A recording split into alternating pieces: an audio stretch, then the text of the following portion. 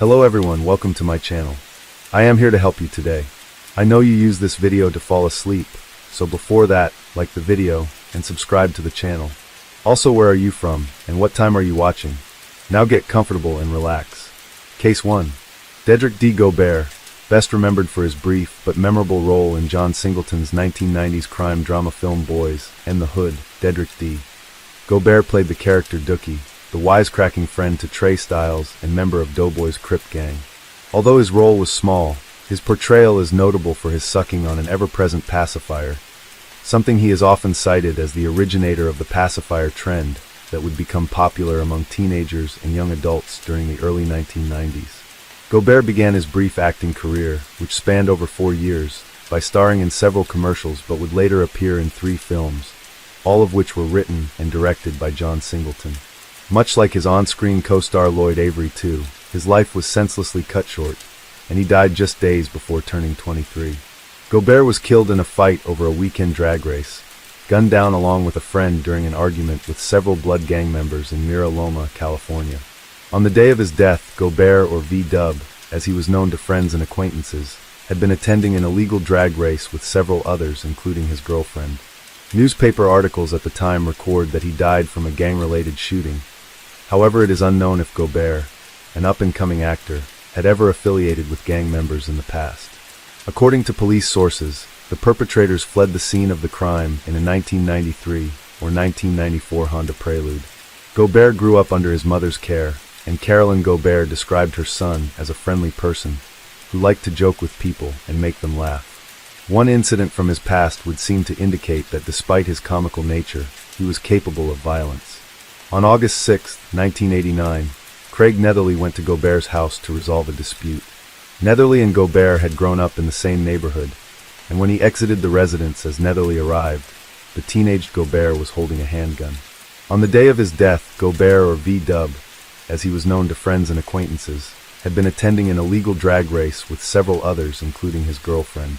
Newspaper articles at the time record that he died from a gang-related shooting. However, it is unknown if Gobert, an up-and-coming actor, had ever affiliated with gang members in the past.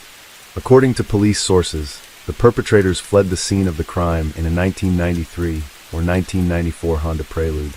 Gobert grew up under his mother's care, and Carolyn Gobert described her son as a friendly person who liked to joke with people and make them laugh. One incident from his past would seem to indicate that despite his comical nature, he was capable of violence. On August 6, 1989, Craig Netherly went to Gobert's house to resolve a dispute. Netherly and Gobert had grown up in the same neighborhood, and when he exited the residence as Netherly arrived, the teenage Gobert was holding a handgun. When John Singleton started the casting process for his feature directorial debut crime drama entitled Boys and the Hood, a coming-of-age story that was based on his own life and the people he knew growing up, he intended to star mostly locals, in order to keep a sense of realism. His project depicted gang culture and the lives of 3 young African Americans growing up in south-central Los Angeles. Filmed on location between October to November 1990, the cast starred Cuba Gooding Jr. and Ice Cube as the lead roles of Trey Styles and Darren Doughboy Baker, 2 school friends who would both take different paths in life. Styles would grow up under the influence of his father Furious, who wanted to instill in him some valuable life lessons, while Darren becomes a Crips gang member, serving time in jail for petty gang and drug-related crimes. In one of the most poignant scenes in the film, Doughboy's brother Ricky, played Morris Chestnut, is running away with Gooding's Trey Styles when he gunned down by a gang member. This iconic scene, where Lloyd Avery Toos gun-toting knuckhead number 2 leans out of the window of a red 1988 Hyundai Excel and blasts Ricky. This scene would be a turning point for Avery, who would go on to become a real-life blood gangster, which ultimately led to his own death. Born as Dedrick Dwayne Fontenot on November 25, 1971, in Shreveport, Louisiana, Gobert met Singleton, an Inglewood native, when he worked at the post office and had to drive mail from Los Angeles to Las Vegas, during which he would sometimes bring girls along with him. The two struck up a friendship, and when Singleton had written the script for Boys and the Hood, he offered Gobert the supporting part of Dookie, a childhood friend and member of Doughboy's Crips gang. Gobert's portrayal of Dookie is best remembered for his iconic pacifier, which his character used throughout the whole movie. Dookie's use of a pacifier has been cited as igniting the trend that would become popular with teenagers and young adults during that time, while others believe Flavor Flav, who wore one around his neck in a Public Enemy video, was the true originator. Gobert had actually sucked on pacifiers in real life in an effort to quit smoking. Writer-director John Singleton thought it was so cool that he decided to use it in the film. His supporting role in Boys was the start of his theatrical acting career. The film would prove to be both a financial and critical success, and was praised for its emotional acting and powerful writing. At the 64th Academy Awards, it was nominated for Best Director and Best Original Screenplay, making Singleton the youngest person and the first African American to be nominated for Best Director. During the editing process for Boys, Singleton started writing the draft script for a movie he called Poetic Justice. This movie, starring Janet Jackson as Justice, is about a young woman who decides to become a hairdresser after witnessing the murder of her first and only boyfriend. She copes with her depression by writing poetry and strikes up a friendship with Lucky, played by Tupac Shakur. The plot of the 1993 movie was based on Tupac's brief romance with Marie Rose, with whom he had struck up a relationship in between takes on the set of the film Juice, in which he starred. Rose was an aspiring poet who frequented the Brooklyn Moon Cafe in Green, Brooklyn, while studying at Brooklyn College, and was known for her trademark braids. Once again, Singleton used some of the same actors he had cast in Boys, including his friend Gobert. Starring alongside Regina King, Lloyd Avery II, Tyra Farrell and John Cothran, all of whom had appeared with him in Singleton's Boys, Gobert was cast in the small role of Lloyd. The film would go on to reach #1 in the U.S. box office on its opening weekend, and for her role, Jackson received an Academy Award and Golden Globe nominations for her song Again, which also reached #1 on the Billboard Hot 100. Despite its mixed reviews from critics, it would go on to gain a cult following. With 2 acting credits under his belt, Gobert would star in what would be his last role in Singleton's 1995 crime drama Higher Learning, that follows the changing lives of 3 incoming freshmen at the fictional Columbus University. Starring alongside his Boys co-stars Regina King, Ice Cube and Lawrence Fishburne, the latter 2 would both be nominated for Outstanding Actor in a Motion Picture, for which Fishburne would win. Gobert played the role of Fudge's homie, one of Ice Cube's friends, but he would never see the finished film, which was released in September 1995, almost a year after his tragic death. Around this time, the 22-year-old Gobert began dating 16-year-old Jenny Hyen, who was with him on the night of his murder. Just 6 days before his 23rd birthday, Gobert would become involved in an argument that would cost him his life. During the early morning hours of November 19, 1994, Gobert, along with Hyen and his friend, 19-year-old Ignacio Hernandez of Rosemead, along with their friends Christine Mail Gillers and Herman Flores and a group of others, attended an illegal street race in the area of Etiwanda Avenue in Mira Loma, California. Both Gobert and Hernandez participated in the races, with Gobert driving his Volkswagen Rabbit and Hernandez in a Honda Del Sol. During a race that Hernandez participated in, another vehicle pulled in front of him, which caused him to brake to avoid a collision. He then got out of his car and began arguing with the driver of the car that had cut him off. The 2 men started a physical fight, but then the other driver ran to a nearby group of about 10 people, who were also described as Latino, and they proceeded to surround Hernandez and started fighting him. When sirens started sounding, Hernandez and his friends, including Gobert, ran to their cars, drove to Etiwanda Avenue, and parked on the street in front of a pizza parlor. Hernandez drove with Hyen in his black Honda, while Gillers and Flores rode with Gobert. They became separated from their other friends and got out to see if they could see them. At this point, they saw the other Latino group, which had been fighting with Hernandez. This group approached and began yelling at Hernandez, and his group responded in kind. During this verbal argument, one member of the Latino gang pulled what was described as a silver chrome handgun and pointed it at Hyen. Gillers later testified it was pointed directly at her forehead, while Hyen herself said it was pointed at the group as a whole. When she yelled at the gunman, an older member of the Latino group said something to the gunman, who placed the gun back inside his pocket. The hostile group then walked away. That same night, several members and associates of this criminal street gang, known as the Acro Boys Krasy or ABC, including Eric Garcia, Roger Boring, Lester Maliwat, and Sonny Inraka, had also attended the races. This gang was affiliated with the Bloods, who used hand signs to both identify themselves and warn off rivals, and was violently territorial. Earlier that evening, the gang members had met at Boring's house, and they drove several cars in the races. In Raka, carrying a snub-nosed revolver, rode with Mollywood. When the siren sounded, the ABC gang members parked in and around the pizza parlor on Etiwanda, and several of the gang members gathered in the pizza parlor parking lots and against the wall facing Etiwanda Avenue. At some point, Roger Boring noticed Dedrick Gobert and Judy Hyen walking back and forth, and as they did, they were talking about the earlier gang they encountered. Gobert, Hyen, Gillers, Hernandez, and Flores then decided that their other friends must have left, and they decided to leave too. Before they did, Gobert got into his Volkswagen and drove up and down Etiwanda, before pulling back in behind Hernandez's car. Gillers later said that she believed Gobert was taking one last look around for their other friends before leaving. Boring also saw Gobert drive off in his car and return. He later described how Gobert slammed on his brakes when stopping in front of the ABC group.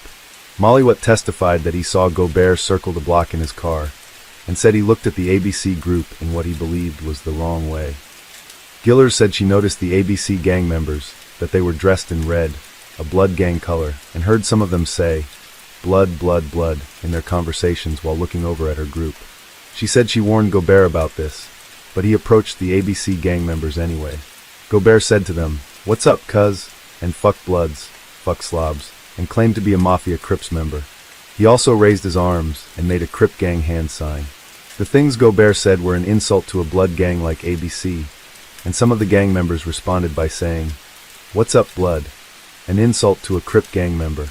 Garden Grove Police Officer Michael Martin, a former gang officer with expertise in gangs and gang culture, was familiar with the ABC gang, which had originated in Orange County in 1988 to 1989.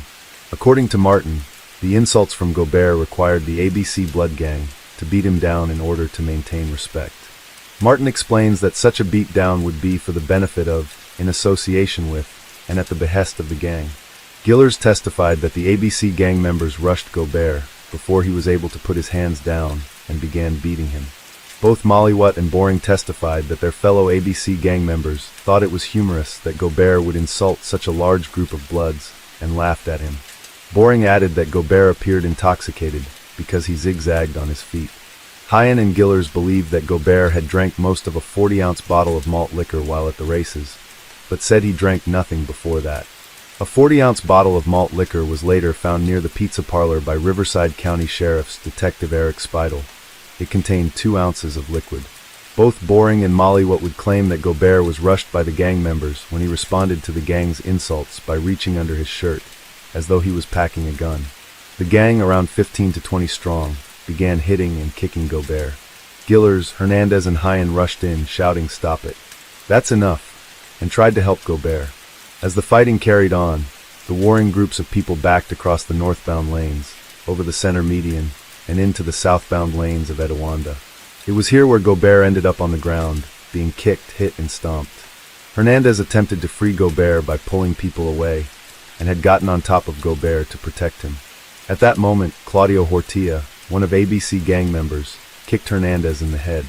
Gillers forced her way into the crowd, and saw Gobert and Hernandez being attacked. She got on top of Hernandez, trying to protect him, and was kicked in the face, ending up stunned on the ground. Thinking that the fight was over, Boring began walking back to the cars, while Mollywood, having been knocked down by Hernandez, and also thinking the fight had finished, heard someone say something about a gun, and he ran. As Gillers staggered to her feet, she heard 2 to 3 gunshots, and then everyone began running. Hyen was outside the circle of people fighting when she heard the shots. Boring testified that he looked back before any shots were fired, and he saw Sonny and Raka grab Hernandez by the head or shoulder, raise his upper body, and shoot Hernandez. Raka then stood over Gobert, pointed the gun, and shot him. After shooting Gobert and Hernandez, Boring saw a woman approach Raka and push or kick him from behind. Raka then turned and fired a shot at her. This woman was Jenny Hyen. Mollywood said when he got to his car he turned back and saw Raka fire at Gobert and Hernandez. Mollywood then quickly got in his car, and as he pulled out of the parking lot and onto Etiwanda, Raka got in. Mollywood could see a woman lying on the ground in an awkward position and asked Raka why he shot the girl. Raka replied, "Fuck them. They deserved it." As Mollywood drove away from the area, Raka took the expended shells from the revolver and threw them out of the car window. Eric Garcia, another of the ABC gang members, had stayed in the car he rode in and was listening to the radio, but got out when he was told about the fight. As he walked through the parking lot toward the street, he said he saw the fight in which the ABC gang heavily outnumbered their opponents. Before reaching the street, he heard 2 or 3 gunshots and saw everyone had started running away. Garcia then ran back to the car and drove away. Garcia stopped at a nearby Denny's restaurant, where he learned from Claudio that Enraca had been the one doing the shooting. After leaving the restaurant, Garcia went to Boring's house where he confronted Enraca, who at first refused to answer Garcia's knock on Enraca's bedroom door. When he asked Sonny what happened and why he shot the girl, Enraca became angry, and the 2 men got into a pushing match. Finally, Enraca told him maybe they deserved it. Garcia said he asked Enraca to hand over the gun. Enraca refused, and Garcia went outside.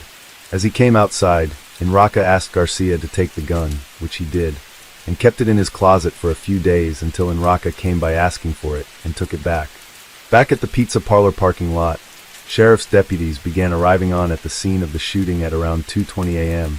and found Gobert and Hernandez dead in the roadway on Etiwanda Avenue. Jenny Hyen was still alive, but was lying on the roadway and was falling in and out of consciousness. She had a bullet wound to the right side of her neck and was immediately transported to hospital. During surgery, a bullet was removed. However, she remained paralyzed from the neck down, with some movement in her left arm, but only a little bit of movement in her right. From the wound, doctors removed a damaged .38 bullet.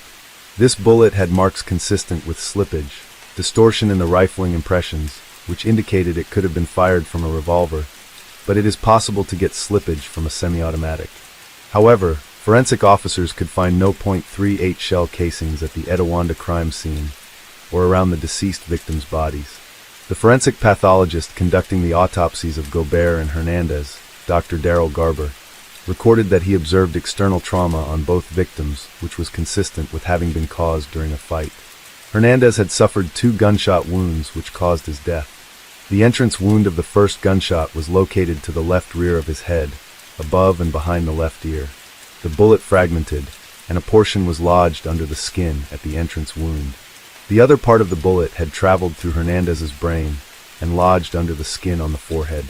The failure of the bullet to exit through the skin, as well as an abrasion on the skin overlaying the lodged build, indicated that Hernandez's head was resting against a very hard surface, such as the ground, at the moment the bullet was fired.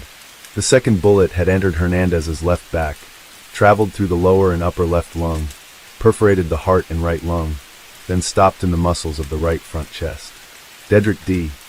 Gobert had suffered a single gunshot wound located on the right rear of his head, above and behind his right ear, which was the cause of his death. The bullet had become fragmented and lodged in his brain. These wounds were not contact wounds, but had been fired from a minimum distance of 1.5 to 2 feet away. The day after the shootings, Enraca reportedly told Boring that he was going to turn himself in, saying that he would be found sooner or later. Acting on information provided by witness Claudio Hortia, police arrested 22-year-old Sonny Enraca on December 12, 1994. Enraca was interviewed by Riverside Sheriff's Detective John Schultz, which was tape-recorded and later played to the jury. Enraca denied any involvement in the shootings, claiming he had spent the evening watching movies with his girlfriend, and reiterated that he had not left the house all night. Schultz told Enraca that several of his friends had disputed his alibi, and that there were witnesses who identified him as the shooter. The interview ended when Enraca asked for a lawyer. As Detective Schultz prepared paperwork, he turned Enraca over to Detective Eric Spindle for the pre-booking process, during which he was fingerprinted and photographed, then allowed to call his girlfriend. While Spindle filled out the booking form, Enraca asked when he would get a lawyer, and Spindle explained the charging and arraignment process to him, including appointment of counsel. While he continued to fill out forms, Enraca asked Spindle if a reward had been offered for the perpetrator of the shooting, to which Spindle told him he wasn't aware of any reward. Enraca then said he understood that one had been offered. Spindle told him that people will come forward with information with or without a reward. At that point Enraca said, "It's not how it went down." Detective Spindle tried to put Enraca off by saying that different people see things differently, and went back to the booking form. Enraca then said that no one has honor or respect anymore, to which Spindle agreed. He put his head down and said, "That's the way it is nowadays." At this point, Spindle reminded Enraka that he had asked for a lawyer, so the detective could not ask him questions, and Enraka replied, "Well, what if I say what happened?" In response, Spindle told Enraka that he would get a tape recorder and let him talk, but that he couldn't ask questions unless Enraka wanted him to. When asked if he wanted to make a statement on tape, Enraka said he did not want to implicate anyone but himself. When reminded again that Spindle could not ask questions unless he Enraka wanted him to, Enraka said he did. With that, Spindle obtained a tape recorder and recorded Enraka. He began by saying, "I did this," and went to say he did not want to involve anyone else. He said he had been carrying a gun after a friend had previously been shot in a gang-related incident, and said he advised his friend to report it to the police. Enraka said after the ABC gang meeting, he went with his fellow gang members to the races and rode along with Lester Mollywet. For protection, he brought his gun along. Enraka said he had drunk alcohol before leaving, and he was coming down from using speed. He described the night of the shooting, explaining that they parked on the opposite side of the street from the gas station, and he walked across the street to talk to a friend. At that moment, he saw Dedrich D. Gobert drive up fast, like he was angry, take something out of his car, and then walk towards Roger Boring while doing something with his belt. It appeared to the ABC gang that he had a gun, and then Gobert claimed he belonged to a Crip gang, and when Enraka's group started laughing at him, Gobert began insulting them. He said Roger responded with an insult, and Enraka told him to kick back. Enraka said he thought Gobert had mistaken them for another Asian group, and said Hernandez, Gillers and Hyen were by the car, and that Hyen said, "That's not them." Enraka said he saw Gobert reaching, then someone shouted, "He's reaching," and one of the ABC gang punched Gobert. When Gobert grabbed the person who punched him, Enraka said everyone in his group rushed in, along with Hernandez, Gillers, and Hyen. As the fight moved across the street, Enraka said he tried to break it up. At one point Gobert was knocked to the ground, and Hernandez was covering him. Intending to break up the fight, Enraka pulled his gun to shoot in the air, but said he thought he recognized Hernandez, so grabbed him by the hair and lifted his face, asking him where he was from. He said Hernandez then hit his hand. At the trial, it was revealed that a fist-sized clump of what was described as black, kinky hair was located on the street at the scene of the shooting, a few feet away from the bodies. The clump was matted and all but 4 of the hairs were torn or broken and without roots, which had not been shed. In the opinion of Marianne Stamm, a criminalist with the California Department of Justice, the hair had been forcibly removed and were consistent with hair samples collected during the autopsy of Dedrich D. Gobert. Enraka said he believed that Hernandez was going to grab Gobert's gun, so he shot Hernandez in the shoulder. Then Hernandez leaned over and, thinking he was going to shoot him, Enraka shot Hernandez again. He said Gobert looked at him, said "Fuck you asshole," and began pushing Hernandez off of him. Enraka said he thought Gobert was going for his own gun, and so shot him.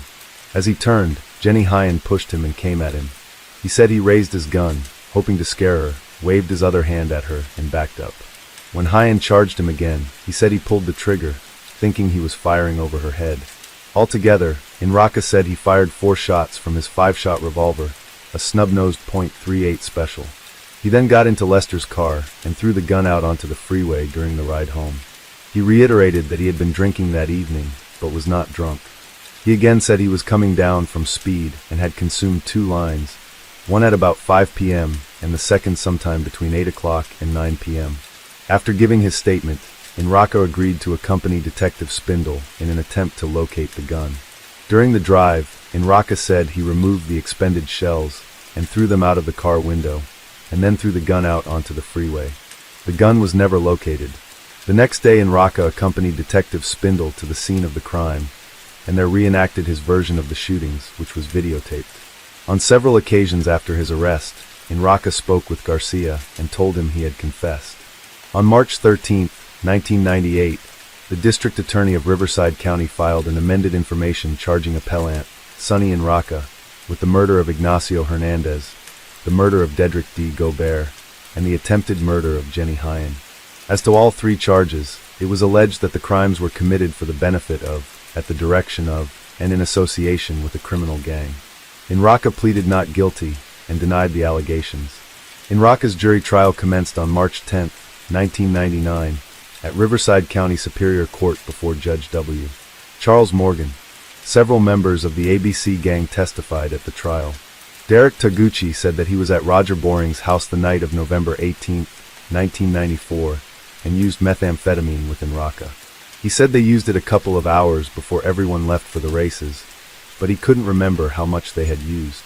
Dr. James Rosenberg, a forensic psychiatrist specializing in psychopharmacology, with experience in treating methamphetamine-induced disorders, described methamphetamine as a strong stimulant with an 11-hour half-life that affects thinking, judgment, and impulse control. As well as the physical symptoms, he also described the mental symptoms as something akin to paranoid schizophrenia or the manic phase of manic depressive illness. He testified that in Raqqa's described actions were consistent with methamphetamine intoxication. The blood alcohol testing of autopsy blood samples from Dedrick D. Gobert and Ignacio Hernandez revealed blood alcohol levels of 0.16 and 0.14 respectively. Blood drawn from Jenny Hyen at 3:13 a.m. was tested and revealed a blood alcohol level of 0.11. Toxicologist Maureen Black described expected symptoms of those levels to include slurred speech, balance, mental impairment, and an exaggerated emotional state. Several of the ABC gang members or associates described Gobert as appearing to be intoxicated and aggressive when he confronted the ABC gang members in front of the pizza parlor. Gobert also drove recklessly before stopping in front of the group, yelling insults, claimed to be a Crip gang member, made Crip hand signs, and put his hand either under his shirt or behind his back as though he had a gun. Eyewitness Daryl Arquero testified that he saw a shiny object in Gobert's pants when he lifted his shirt, and said he had a gun. However, under cross-examination, Arquero acknowledged that when interviewed by law enforcement, he said nothing about seeing a shiny object and said he did not see a gun when Gobert lifted his shirt. Similarly, John Frick, another eyewitness, testified that Gobert had simply grabbed his crotch, and when he lifted his shirt, Frick could see that Gobert did not have a gun. Arthur Balamide testified that when Gobert was attacked by the ABC group and he retreated across the street, people were moving away from the area of the fight, and Gobert was on the ground, badly beaten, and wasn't moving when he was shot. Balamide, who said he had previously met in Raqqa, but did not see him in the group that rushed Gobert, claimed that although he could see the shooter, he could not see who the shooter was, saying, "I don't know exactly who it was, but you could see a person." However, Balamide also said he knew and did not remember seeing Molly Watt, Boring or Cedric Lopez, other members of the ABC gang. He added that he did not remember seeing a second person on the ground with Gobert, and did not remember seeing any girls involved in the fight. Alfred Ward claimed that when the group attacked Gobert, they yelled, "This is hyper-tech." Once the fight subsided, Ward claimed to have heard someone say, "Fuck it, John. Just shoot him." He said he saw a person run across the street to a car, obtain something and run back. Then he heard gunfire. He testified he saw the shooter standing over both victims firing at point-blank range, and actually lift each victim's head before shooting them. Ward described the shooter as having a 7 to 8 inch multicolored tail of hair at the back of his head, wearing a hooded sweatshirt, and firing a small semi-automatic handgun. Ward also testified that he was not sure if the shooter was the same person he had seen run to the car, and during cross-examination he testified he did not actually lay his eyes on the exact shooter that night. Ward offered conflicting testimony regarding the person he saw commit the shooting. He claimed this stemmed from his state of being hysterical and not lucid from seeing the shootings. This claim was refuted by the officer who interviewed Ward. Jenny Hyen, the only one to survive the shootings, testified that her spinal cord was severed by the bullet in Raqqa fired, and that she will be in a wheelchair for the rest of her life. The injuries cause her difficulty breathing, and except for the pain in one arm, which makes it difficult to sleep, she cannot feel anything below her chest. In Raqqa, who had been born in the Philippines, had been raised by his extended family from birth to the age of 8. Growing up, he had a happy childhood, was described as a good and loving child who was loved and treated like a son by those who took him in. At the age of 8, his mother collected Sonny, and they moved to the United States. His stepfather was emotionally and physically abusive toward Enraka's mother and all the children. Enraka did not initially join the ABC gang, unlike his friend, Famalo Kialda, but he did eventually join. He lived with the families of other gang members and worked at that time. A cultural mental health expert, Dr. Gene Nidorf, believes that Enraka had been uprooted from his nurtured environment and felt abandoned, alone, weak, and powerless. He developed a need to see himself as important. When Enraka joined the ABC gang, Dr. Nydorf believes that he created a new reality to overcome his vulnerability, in which the gang felt like family, which, in the Filipino culture, is the source of a persona's role and moral and social development. She claimed that her conclusions about his emotional problems were consistent with a videotape of Enraka at the time of and following his statement to Detective Spindle. She said she believed that Enraka expressed remorse on the videotape.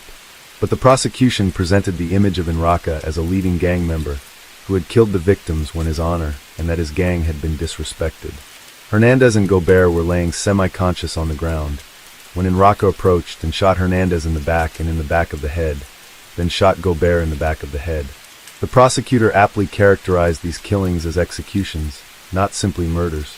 The jury found Enraka guilty of both murder charges on May 5, 1999, setting the degree of the murders at first. He was found guilty of a multiple murder special circumstance finding and assault with a deadly weapon with intent to cause great bodily injury, a lesser included offense of the attempted murder charge. On May 12th, the penalty phase began, and on May 27th, the jury returned a verdict of death. Enraka's lawyers attempted to request a trial, but on July 23rd, the trial court denied the motions.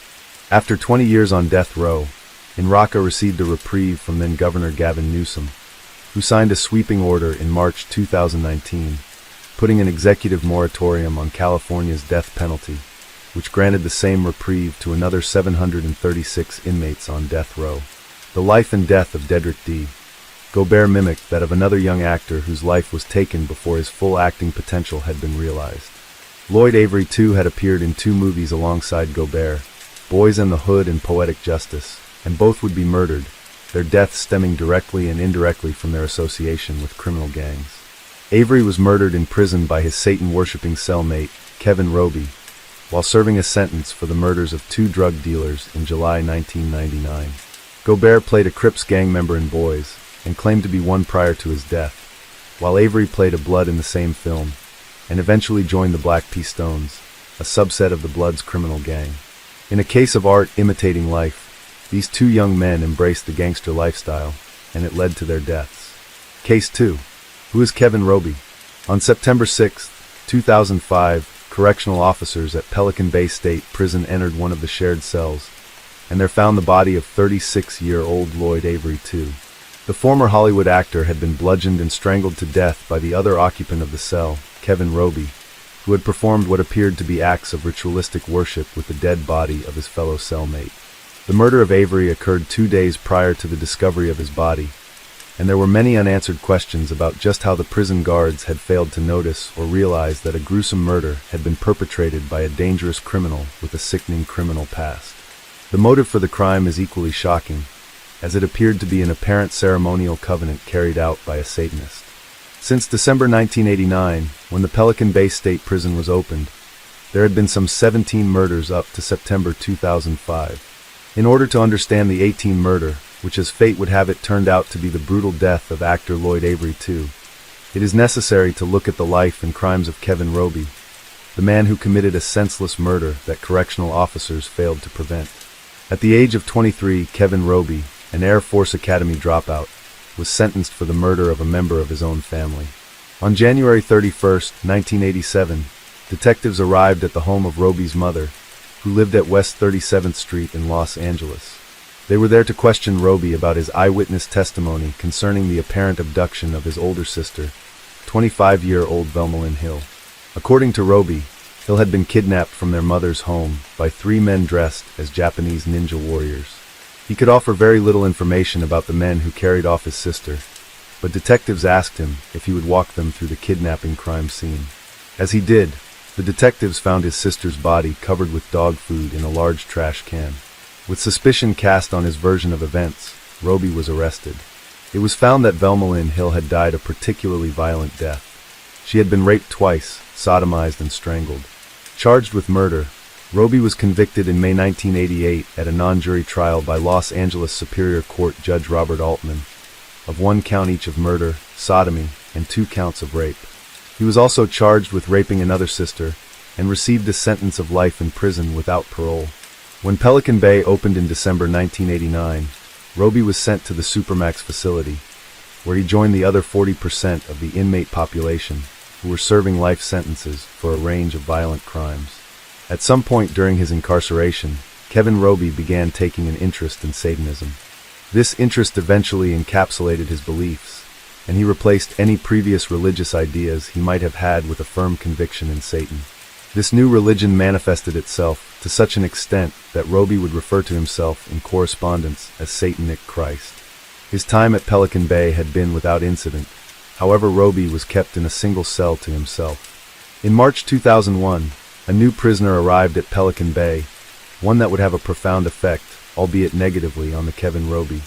31-year-old Lloyd Avery, too, had been sentenced to life in prison on 2 counts of first-degree murder.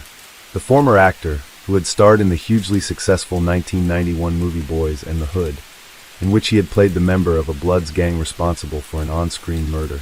Off-screen, however, Avery had begun to associate with real-life Bloods gangsters, and soon his film career had taken second place to his newfound gang lifestyle that imitated his film roles that earned him some measure of short-lived success. Police suspect he had already committed several drive-by shootings involving rival gang members. On July 1, 1999, Avery committed a double murder. According to police reports, at around 4 p.m., Avery approached Annette Lewis and Percy Branch, both of whom were sitting under a tree near Santa Barbara Plaza. An argument ensued, allegedly over a drug debt, and Avery pulled out a .45 caliber pistol, firing it at Lewis before turning the gun on Branch, shooting him in the stomach. Later that day, Lewis died, but the mortally wounded Branch survived for another 3 weeks before finally succumbing to complications from his wounds. After this, Avery brazenly decided he wouldn't go into hiding. He even filmed 2 movies, Lockdown in 2000 and Shot in 2001, in which he played the gangster G-Ride, as well as serving as a technical advisor for director Roger Roth. He pursued his film career right up until his arrest on December 8, 1999, while at his grandmother's house near Beverly Hills. At his trial in December 2000, Avery was found guilty and sentenced to life imprisonment. Despite his gang affiliation as a committed Blood, a different Avery emerged in prison, that of a devout Christian who the other inmates nicknamed Baby Jesus. Avery found salvation in Dennis Clark's congregation in L.A. County Jail, who had first noticed Avery in the front row during one of his services. Avery was eager to turn his life around, and was soon meeting with the chaplain in his office where they would talk daily about God. Clark said that whenever Avery committed himself to something, he went all in. As with his acting, religion was no different. His faith was real as any man's faith I've ever known, said Clark. With his newfound faith, Avery carried his Bible, with notes scribbled in the margins, into court every day during his December 2000 trial. But it soon became apparent that this Lloyd Avery was not the one being judged, but the venerated off-screen Blood gangster, as well as the on-screen Blood who shot Ricky. When Avery arrived at Pelican Bay in March 2001, he continued with his religious fervor, and even began to preach to other inmates in an attempt to convert them. For some unknown reason, correctional officers decided that Kevin Roby was to receive a cellmate, and perhaps in an act that was born out of some twisted logic, in August 2005 they chose Lloyd Avery. Sensing an opportunity in these new living arrangements, Avery, the devout evangelical, believed he'd been given a quest. I know God has him around me for a reason. He knows very well that I am a devout Christian, and I pray for him to the Lord every day that he gives his life to God, he wrote in a letter to Clark dated August 29. According to prison reports, on the evening of September 4, 2005, a spiritual dispute erupted between Avery and Roby, which turned violent. Roby would later explain, he was pushing his agenda to convert me to Christianity, which led to us fighting. This clash ended with Roby choking a battered Avery unconscious. The vicious beating caused a large volume of blood in his lungs, resulting in his death. Roby placed Avery's body in bed under the covers, and over the course of the following day and half, a total of 11 counts of inmates were made by correctional officers, including a standing count at 4:30 p.m. on the Monday. During each of these counts, Avery was tallied. In the meantime, Kevin Roby ate both his own and Avery's food rations, and spent some of that time writing a flirtatious letter to one of the former actor's pen pals. In his own recollection of the murder, Roby told prison officials he had tied a piece of string around one of Avery's arms and tugged it to imitate movement, much like a marionette, in order to fool guards into believing he was still alive. Shortly before the Tuesday midday count, Roby positioned Avery's body onto a pentagram he drew on the floor of his cell. When correctional officers entered the cell, they found the walls were painted with Avery's blood, as part of a satanic ritual that Roby performed as a warning to God. He would later say, God is next on the agenda once I accomplish what I want to accomplish in this realm.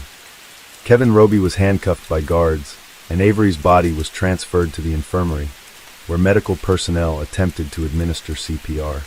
By that time his body was already decomposing, and he was pronounced dead at 12:10 p.m. on Tuesday, September 6, 2005. Avery's family, including his brother Che and mother Linda, doubted the official version of the circumstances surrounding Lloyd's death. The California Department of Corrections and Rehabilitation's CDCR listed the cause of death as aspiration of blood, with blunt force trauma as a contributing factor. The Avery family conducted a private autopsy, which stated the cause of death as blunt force trauma complicated by aspiration of blood.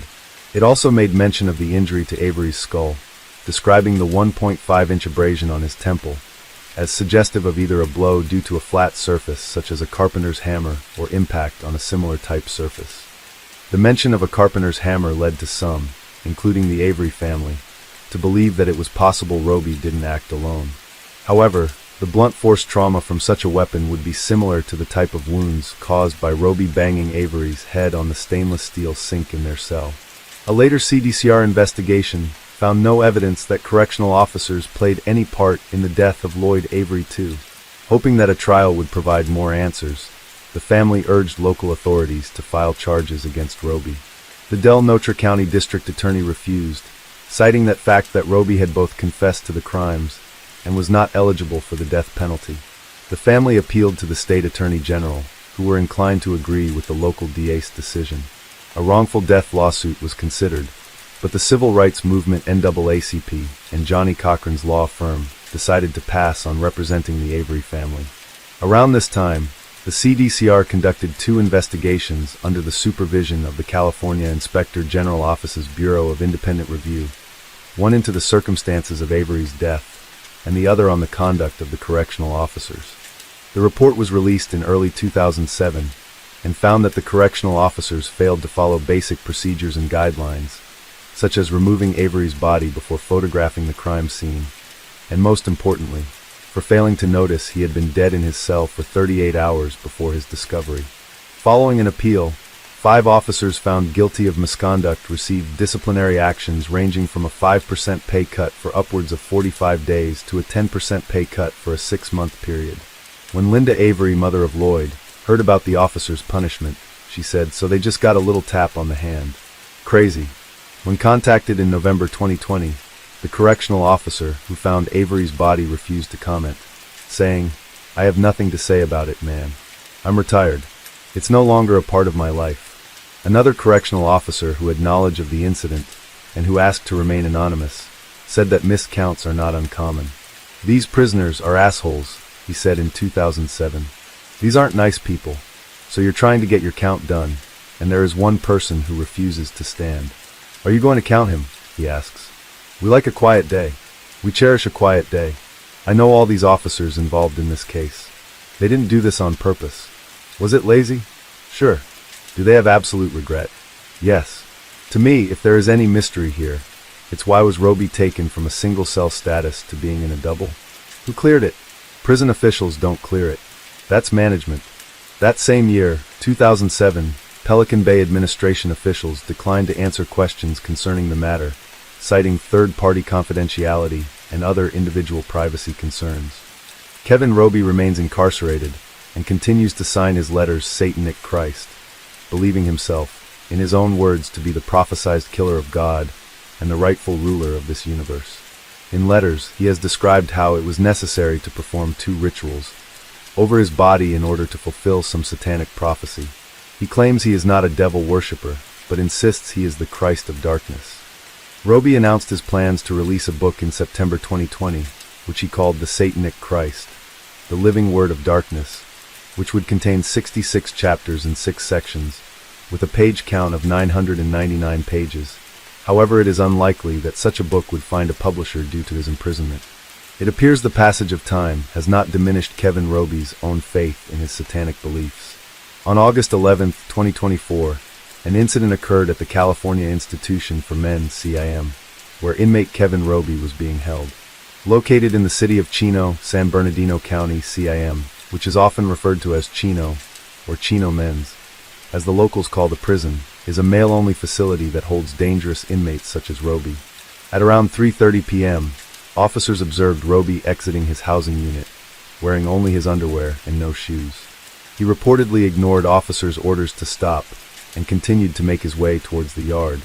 According to the California Department of Corrections and Rehabilitation (CDCR), Roby was seen on the yard where he yelled he would kill anyone left on the yard and pulled out an inmate-manufactured weapon in a sheath from his boxers. Officers responded immediately, initiating a code I, forming a skirmish line. In retaliation upon seeing this, Roby charged towards the officers, and staff were forced to use physical force, as well as chemical agents to restrain Roby and stop the attack.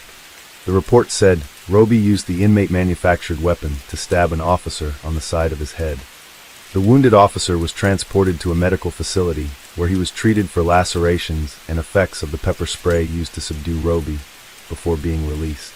As a result of the unprovoked attack, Roby was placed on restricted housing status, with plans to be transferred to another institution.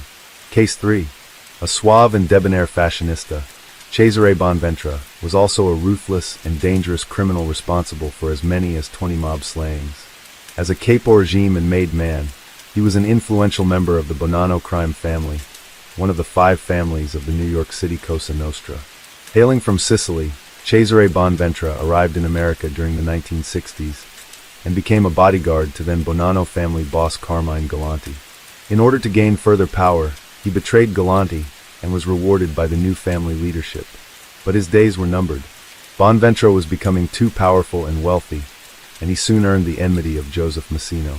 The Bonanno underboss would orchestrate a purge of all rivals within the family, and Bonventre's disappearance in April 1984 was believed to be the end result of this internal power struggle between different factions of the family. It would take almost 20 years for the Bonventre family to get justice for his death. At around midday on July 12, 1979, 5 men sat down to lunch on an open patio at Joe and Mary's Italian-American restaurant at 205 Knickerbocker Avenue in Bushwick, Brooklyn. Amongst them was the acting boss of the Bonanno crime family, Carmine Galante. He was dining with Leonard Coppola, a Bonanno capo, and restaurant owner/cousin Giuseppe Turano, a Bonanno soldier. Galante's Sicilian bodyguards, Baldassare Amato and Cesare Bonventre, were also present. Unusually, the 2 men were wearing leather jackets, despite the fact that it was a hot summer's day. At 2:45 p.m., 3 men wearing ski masks entered the restaurant, walked onto the patio, and opened fire with shotguns and handguns. Galante, Turano, and Coppola were killed instantly, while Amato and Bonventre were left unharmed. Galante had been taken by surprise, with his cigar still in his mouth. The gunmen then ran out of the restaurant. The hit had been organized by the Mafia Commission, who had sanctioned Galante's murder and arranged for Bonventre and Baldo to betray him.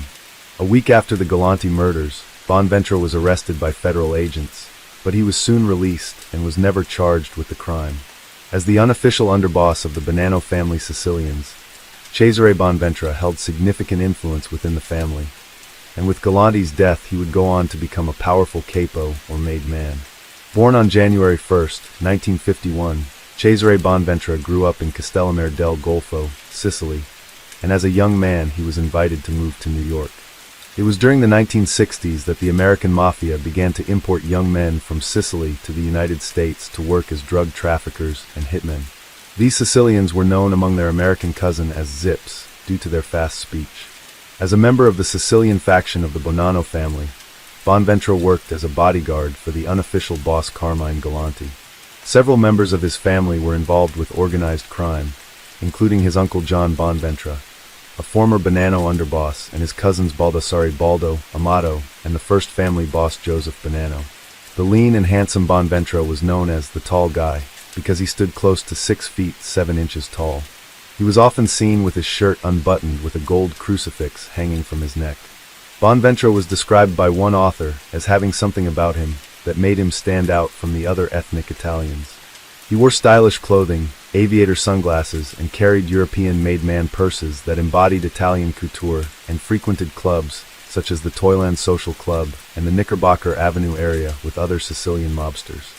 He was also a regular patron of a deli owned by his cousin Baldassare Amato and run by his family, located at 2nd Avenue and 84th Street in Yorkville, New York.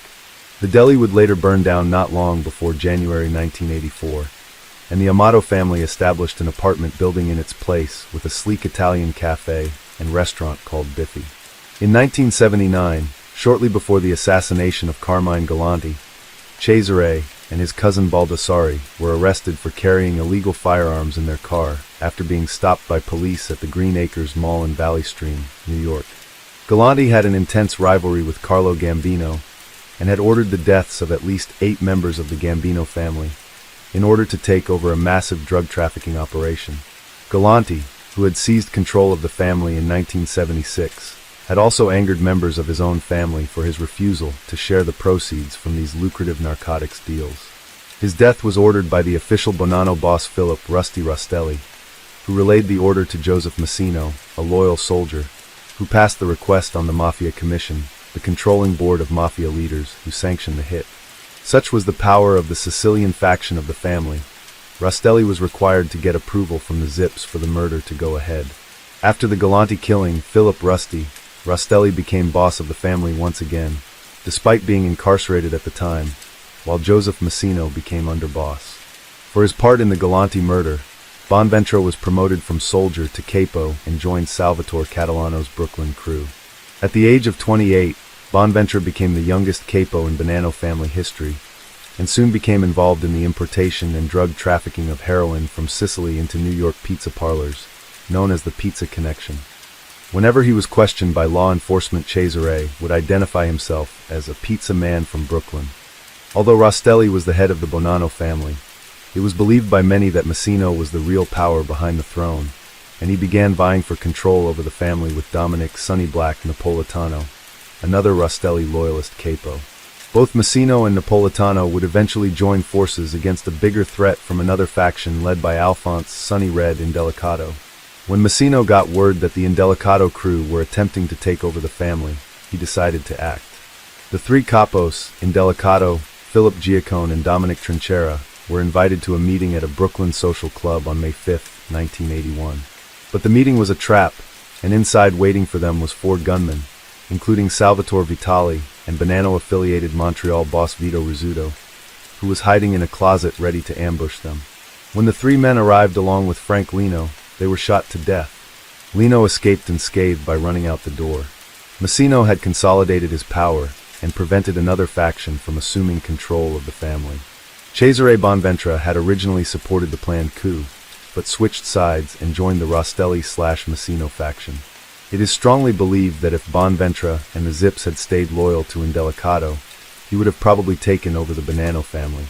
The ascension of the Rastelli and Massino leadership resulted in a period of discontent and rivalry within the Bonanno family. As a result, Rastelli and Massino started purging their opponents in the family. This situation was made worse by the Donnie Brasco situation, which led to many Bonanno members being marked for death. Massino had failed to kill Indelicato's son, who vowed revenge for his father's murder. Napolitano assigned Bonanno family associate Donnie Brasco, who he hoped to make a made man, to kill Indelicato. Brasco, however, was in fact an undercover FBI agent named Joseph Pistone, and shortly after the hit was ordered, his assignment was ended and Napolitano was informed of the FBI's infiltration. Massino ordered the deaths of anyone associated with the induction of Brasco into the family. There was a large fallout from the Brasco affair, and by March 1982, Massino was tipped off that the FBI were closing in on him, and he chose to go on the run. In April 1983, Rastelli was paroled, and he and Massino put out a contract on Cesare Bonventre. While still a fugitive, Massino summoned Vitali, Luis Atanasio, and James Tartaglione to his hideout and gave them the order for the hit. Despite Rastelli's position as the official head of the Bonanno family, Massino was considered by most mobsters to be the family's street boss and field commander in all but name, as well as Rastelli's heir apparent. Vitali would later claim that Massino had ordered Bonventre's murder because the Sicilian capo had given him no support when he was in hiding. With Bonventura's Sicilian pedigree, increasing wealth, and fearsome reputation, he posed an increasing threat to Massino's leadership. With his control of the Sicilians, the meanest killers in the family, Bonventura held an important position within the family, and was himself capable of outbursts of sadistic violence, being suspected of over 20 murders. Massino warned his fellow conspirators, "He's a very sharp guy. You have to be careful." In April 1984, Bonventura was called to a meeting with Rostelli at a glue factory in Wallington, New Jersey. He was picked up by Vitali and Atanasio and driven to a garage.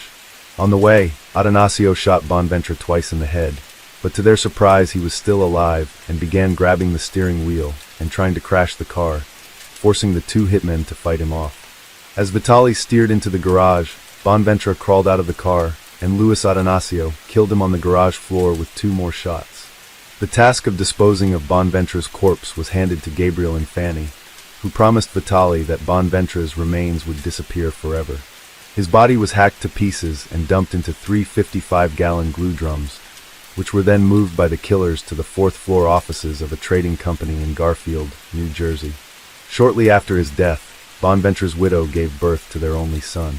Unaware that Bonventura was dead, he was indicted on April 9, 1984, by a federal grand jury along with 12 other Bonanno members on charges of distributing narcotics through the pizza restaurants, the so-called Pizza Connection case. Despite Fanny's promise, the remains were discovered after a tip-off on April 16, 1984, in a warehouse in Garfield, New Jersey.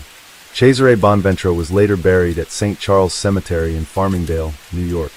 For his part in the hit, Massino had Vitali initiated into the Bonanno family as a made man. Not long after the murder, a government informant claimed that one of Bonventura's killers was Bonanno mobster Cosimo Aiello, who would himself be shot to death in the parking lot of a Clifton, New Jersey restaurant in October 1984. It would be nearly 20 years after the Bonventura murder when federal authorities arrested his killers, Luis Atanasio, Peter Calabrese, and Luis's brother, Robert Atanasio. By that time, Vitali was a government witness and agreed to testify against them. On September 20, 2006, after being convicted of Cesare Bonventura's murder, Luis Atanasio and Calabrese were sentenced to 15 years imprisonment, while Robert Atanasio, who had cleaned up the murder car, received a 10-year sentence. Case 4. During the decade of the 1940s, the city of Los Angeles was fast becoming the cinematic heart of the United States, with its emerging Hollywood district becoming known for producing some of the most iconic films of the 20th century. Yet behind the glamorous era of the handsome leading men and beautiful movie starlets, there existed the dark and dangerous underbelly of this sinful city. Iconic locales such as Sunset Strip, Hollywood Boulevard, as well as other neighborhoods and regions in Los Angeles were fast becoming known for the decadent vice of celebrity scandal and police corruption, gambling and prostitution, as well as organized crime and infamous slayings, all of which would contribute to City of Angels becoming known as the City of Sin. With a cast of characters worthy of a Hollywood film noir crime thriller, some of the most sensational and still unsolved murders were committed on the streets of the largest city in California. Tales of murder, mayhem, political corruption, and celebrity scandal were rife in Los Angeles during the 1940s. News reporters of that period had the habit of naming particularly lurid crimes with a headline-grabbing title, such as the 1944 shooting death of a young waitress, which became known as the Red Ribbon Murder, or the brutal red lipstick murder of an aviatrix in 1947. One of the most ghastly and infamous murders in the history of Los Angeles is that of Elizabeth Short, which became known as the Black Dahlia Murder, and would forever become a symbol of the darker side of the city. At night, the streets of LA were a dangerous place for a young woman, and there were many other unsolved murders around this time period, that of almost 20 women over the course of 8 years, most of whom were committed under similar circumstances, that of a beautiful woman whose life was brutally cut short by an unknown madman who slipped away into the night never to be unmasked. Arriving in LA to visit her sister Latona and her husband, Oswald Lanin, 42-year-old Aura Mae Murray had traveled on June 22, 1943, from Camp McCain in Mississippi, where her sergeant husband was stationed, while she worked at the PX. About 5 days into her visit, the women decided to dancing at a dance hall. These establishments were prevalent all over the world during World War II, and were considered a morale booster for both soldiers and the civilian population. The large dance halls usually had an orchestra, while smaller ones consisted of a three-piece band, and the atmosphere of music and dancing were a celebration to raise the spirits during the war. On the evening of June 27th, Ora and Latona went dancing at the Zenda Ballroom, where they met two men, Preston and Paul. They were invited to take a ride in Paul's flashy blue convertible coupe. However, Preston decided not to join them. The trio stopped by Latona's house so they could pick up her husband, but he begged off, and so Latona stayed with him. It would be the last time she saw her sister alive. He was soon identified as 26-year-old Roger Lewis, aka Lewis Gardner, who also used the name Grant Terry. He was a swindler, who at that time was serving a sentence at Leavenworth for fraud and impersonating a federal officer. He was arraigned for trial over the murder of Ora Murray, which ended in a mistrial. At the onset of the retrial, which was scheduled for December 19, 1944, the charges were dropped at the request of Deputy District Attorney John Barnes. He was however found guilty of grand theft, swindling from his erstwhile fiancée, and was sentenced to between 1 to 10 years at San Quentin. No other suspects were arrested in connection with the murder of Ora Murray, and her murder remains unsolved. As police investigated further, they came across a date book diary in the bedroom containing the names of servicemen. One particular soldier was thought to have been infatuated with Bauerdorf. He was described as swarthy, and allegedly cut in on Bauerdorf during nearly every dance on the night of her death. This man eventually came forward and was identified as Corporal Cosmo Volpe, who was soon eliminated as a suspect after his alibi checked out. June Ziegler was with Bauerdorf at the canteen on the night prior to the murder, and she mentioned that Bauerdorf dated a serviceman less than a month before her murder. This man was 6'4", and a friend of another serviceman, whose name was frequently mentioned in the diary. According to Ziegler, Bauerdorf remarked that the tall soldier was very much taken with her. However, she did not return his interest and quit going out with him. The soldier was sought for questioning by officers. No one was ever charged with her murder, and the case remains unsolved. Ruth Frances Spaulding was found at her home on 1206 West 2nd Street, having swallowed sleeping tablets in what appeared to be a suicide attempt on May 9, 1945. Transported to Georgia Street Receiving Hospital, the city's main trauma hospital, she died 2 hours later. It was determined by doctors she had died by ingestion of a lethal dose of barbiturates. Her death was investigated by the Los Angeles County coroner, who determined the cause to be suicide. At the time of her death, 27-year-old Spaulding worked as a secretary for Dr. George Hodel, who operated his own medical practice and was head of the county's Social Hygiene Bureau. Shortly after Spaulding's death, Dr. Hodel traveled to China, where he worked with the United Nations Relief and Rehabilitation Administration. In October 1949, Dr. Hodel came under police scrutiny when he was accused of molesting and impregnating his 14-year-old daughter, Tamar Hodel, after which she was given a back-alley abortion. 3 witnesses came forward, 2 of whom admitted to participating in the sex acts. At the widely publicized trial, 2 of the witnesses testified, but the third recanted her earlier testimony and refused to take the stand. Some believed that Hodel had threatened to woman into silence.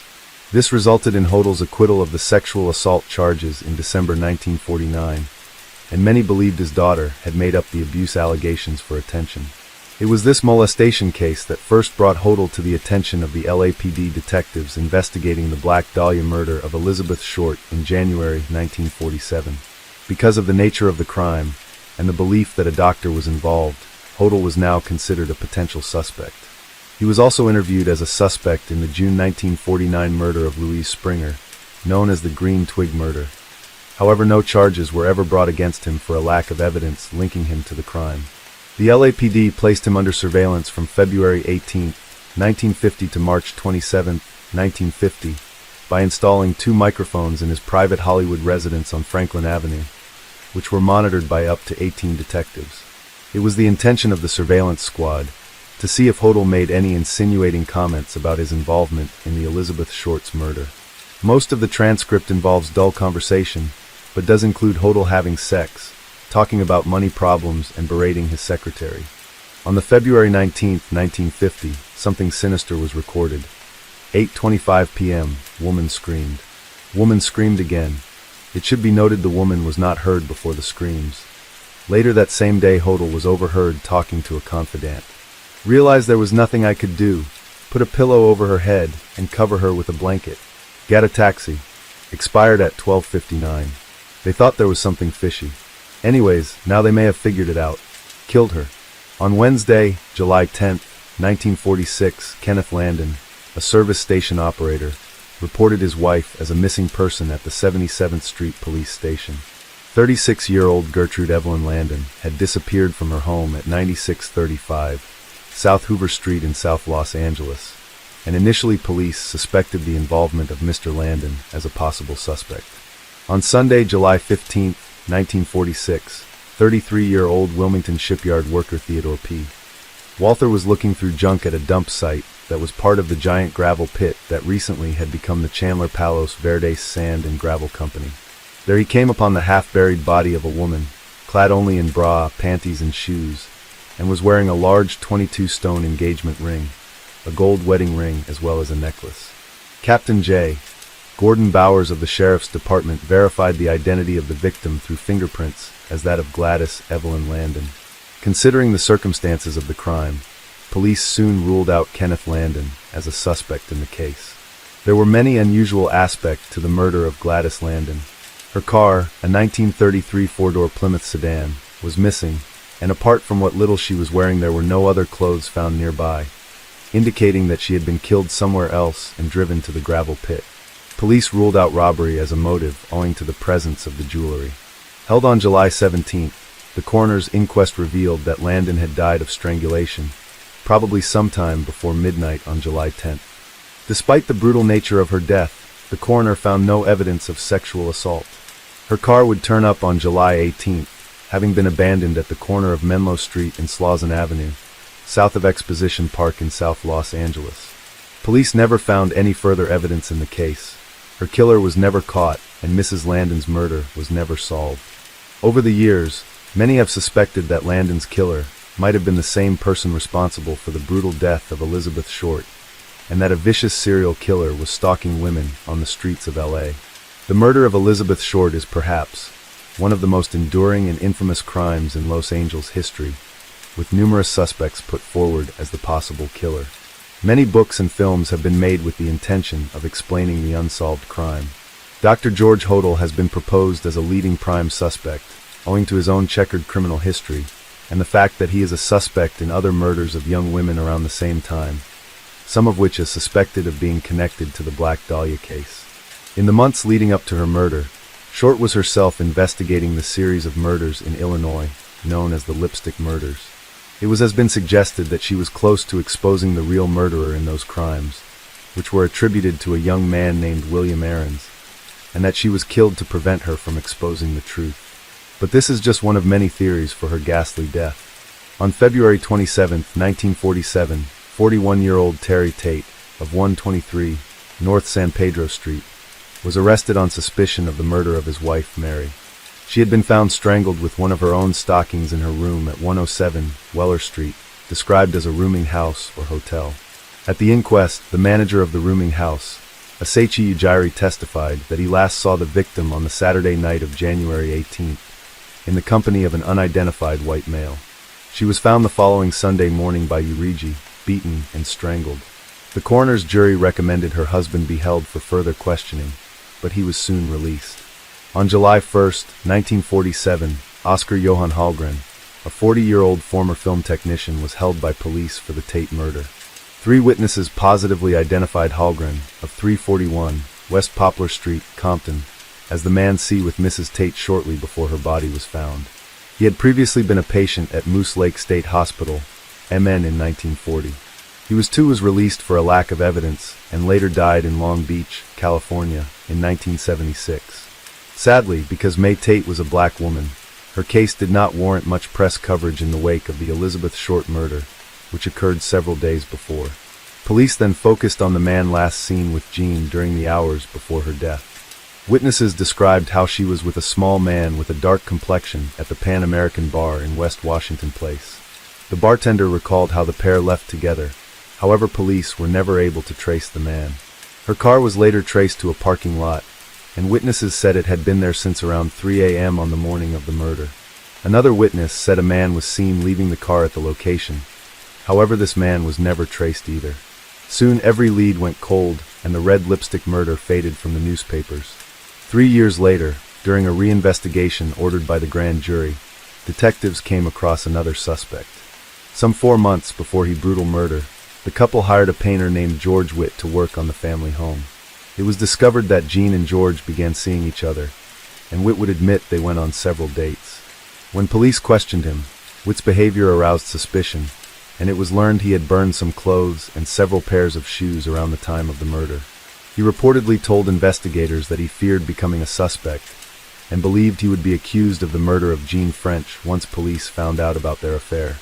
It is unknown if the shoes owned by Witt would have been a match or even the same size as those worn by the killer, but he too was found to have a solid alibi and was cleared of any involvement. Those who proposed Dr. George Hodel as a suspect believe he murdered Elizabeth Short, Jean French, and several other women. It is suspected he left the message scrawled in red lipstick on Jean's body as a message to the LAPD, who had investigated him over several crimes including rape and murder. There is also a connection between red lipstick and the Black Dahlia murder, because prior to her death, Elizabeth Short was conducting her own investigation into the Illinois lipstick murders committed between June 1945 and January 1946. However, the suspects cited in the case, including George Witt and George Hodel, wore a larger size shoe than the size 6 or 7 worn by the killer. The case remains unsolved. In 1942, she left the studio and gave up an apartment she had at 1850 North Cherokee Street, while her last permanent residence was 282212 Rowena Street, which she departed from on September 1, 1946. Mrs. Winters told police that her daughter had been addicted to alcohol and that she had been trying to straighten her out. Fearful that her daughter needed help, she would meet with her 3 times a week at hotels and bus stations to give her small amounts of money. Although she had been attempting to find her daughter a room, she continued to be a resident of downtown barrooms, and only held occasional jobs as a waitress since leaving the studio. It was also reported that she had a police record. Meanwhile, the possible suspect, Mr. Wickliffe, had an extensive record, with 3 arrests for window peeping, vagrancy and begging in his hometown of Joplin, Missouri, and upwards of 17 arrests in Wichita, Kansas, for vagrancy and loitering. Nothing further came from the investigation, and her murder remains unsolved. Housewife and mother of 3 Mrs. Montgomery was reported missing by her husband, 45-year-old Thomas, on the night she disappeared. He soon came under suspicion and was arrested by police, who believed he had murdered his wife. James Kennedy came forward and identified him as the man seen leaving the victim's car in front of his house at 6112. Hooper Street neighbors of the Montgomerys reported to police that they heard screams in the vicinity of the couple's home on the night of May 2nd, and that the family car had been parked on the driveway. Thomas admitted to detectives that he and his wife had 3 big arguments before she was found dead, but denied killing her. Police tested bloodstains found on 2 pairs of shoes belonging to Dorothy, and found it had been caused by rabbit's blood, which is what Mr. Montgomery claimed as the family kept rabbits. Thomas Montgomery stood trial for his wife's murder and was acquitted for lack of evidence or motive. The Santa Rosa Press-Democrat described 20-year-old Rosenda Mondragon, at the time of her death, as a Latin beauty. Born in New Mexico, she became married at the age of 17 to 22-year-old Antonio Mondragon. The marriage had been fraught with unhappiness, and on the evening of July 8, 1947, a drunken Rosenda awakened her husband to serve him with divorce papers. They continued to argue into the early morning hours, until she left the family home at 2:30 a.m. Mr. Mondragon would later tell police that he dressed and followed her with the intention of driving his wife to her room at 836S Crocker. However, before he would reach her, a car pulled up alongside and she got in, he said. Reporting at that time was conflicting, with different accounts of what happened given by both the Examiner and the Times. In what would become known as the Red Hibiscus murder, on December 10, 1946, Naomi Tullis Cook was beaten to death with a 5-inch bolt at Lincoln Park. 4 teenagers arrested on suspicion of her death were later released without charge on February 18, 1947. It is unknown if her murder was connected to that of the Cook murder. However, a common theme among the murders of this time was of lone drunk women out walking the streets of LA at night. Much like Laura Trelstad, Rosenda Mondragon was out on foot and was picked up by her killer. With a lack of suspects, Antonio Mondragon was picked up police and given a polygraph test, which he passed. With no other suspects, the case soon went cold, and was one of more than 7 that were committed against young women in Los Angeles during the year of 1947. On the morning of February 14, 1948, a woman was found in the crouching position in the backyard of a property at 3997 West Side Avenue. When police arrived, they found she had suffered from head injuries, and she was taken to hospital, where she was identified by her husband Paul as Mrs. Viola Norton of 226 South 3rd Street, Alhambra. Doctors were treating her for a possible skull fracture and deep scalp wounds inflicted by a blunt instrument. Near the crime scene, several doors away in the driveway at 3391 West Side Avenue, police found one of the woman's slippers near a pool of blood, along with her rifled purse. Mrs. Norton told police that on the Friday evening, 2 men in a light blue sedan had abducted her off the sidewalk at around 1:30 a.m. She said she remembered leaving a bar and then fighting with her assailants, who tore at her clothes. She was then beaten, bludgeoned, slashed, dumped for dead just blocks from Elizabeth Short scene. On June 16, 1949, a convertible automobile was found abandoned at 125 West 38th Street. Inside was the decomposing body of Mrs. Louise Springer, who was found in the rear seat of her husband's car. She had been garroted with a length of clothesline that was knotted around her neck, with 2 knots under her left ear. Her face was swollen and almost black, and her brown skirt was tangled around her hips, and her yellow jacket twisted around her body. It was found that her killer had violently driven a 14-inch long, half an inch thick, stick or tree branch into her vagina. In some reports, the stick was also used to sodomize the victim. Some 36 hours before, Louise Springer had been reported missing by her husband. Working as a stylist at a beauty shop, she had finished work shortly before 9 p.m. on the evening of June 13th, and Lawrence Springer had arrived to pick her up from work. He parked in a lot on Crenshaw, located just across the street from the shopping center where his wife worked. On the evening of October 7, 1949, dancer, model, and part actress Jean Spangler left her home in Los Angeles, telling her sister-in-law that she was going to meet with her ex-husband before going to work as an extra on a film set. Spangler was last seen alive at a grocery store several blocks from her home at approximately 6 p.m. It wasn't until 2 days later that police discovered Spangler's tattered purse was discovered in a remote area of Griffith Park, approximately 5.5 miles from her home. Inside was found a letter addressed to an unknown person. It read, "Kirk, can't wait any longer, going to see Dr. Scott. It will work best this way while Mother is away." Because she had recently worked on the film Young Man with a Horn starring Kirk Douglas, he called police to clear his name, telling them he was in Palm Springs at the time, which police accepted. Douglas denied that he knew Spangler. However, later, when interviewed via telephone by the head of the investigating team, Douglas admitted that he had talked and kidded with her a bit on set, but that he had never spent time with her outside of the film production. He gave a formal press statement on October 12th, in which he said, "I told Detective Chief Thad Brown that I didn't remember the girl or the name until a friend recalled it was she who worked as an extra in a scene with me in my picture Young Man with a Horn. Then I recalled that she was a tall girl in a green dress. I talked and kidded with her a bit on the set, but I never saw her before or after that and have never been out with her." Although she had told her sister-in-law she was going to meet with her ex-husband and then work on a film set, detectives asked her ex Dexter Benner.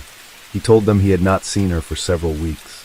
On the night of August 18, 1949, 48-year-old Mimi Boomhoer had arranged to meet her friend, Stella Hunter, for a night out. However, she canceled due to a business meeting and instead went alone to several Hollywood nightclubs. That night Mimi vanished, her whereabouts a complete mystery. Known as fun-loving Mimi to her friends, the widowed Mrs. Boomhoer's late husband had died some 10 years ago, and she lived alone at the couple's upmarket home, a Spanish-style mansion in the middle of Bel Air. With her money dwindling, she began to pawn items to keep up the facade of the previous life she enjoyed with her husband, Novice E. Blumhauer, a linoleum magnate and big game hunter, wealthy and a social gadabout, who always made sure his wife wore large diamonds on her fingers. When police searched her home, they found an uneaten salad at her table, with the lights left on and her front door open, while her car was still in the garage. The last person who had spoken with Mimi was a friend who telephoned on August 18th, between 7 p.m. and 8 p.m., to discuss an approaching social event. Case 5. On an early winter morning, just 4 days after Christmas Day, a local butcher's apprentice discovered a horrific sight at the back of Mellor Street in Bradford, England. There, the body of a young boy was found in an almost indescribable condition.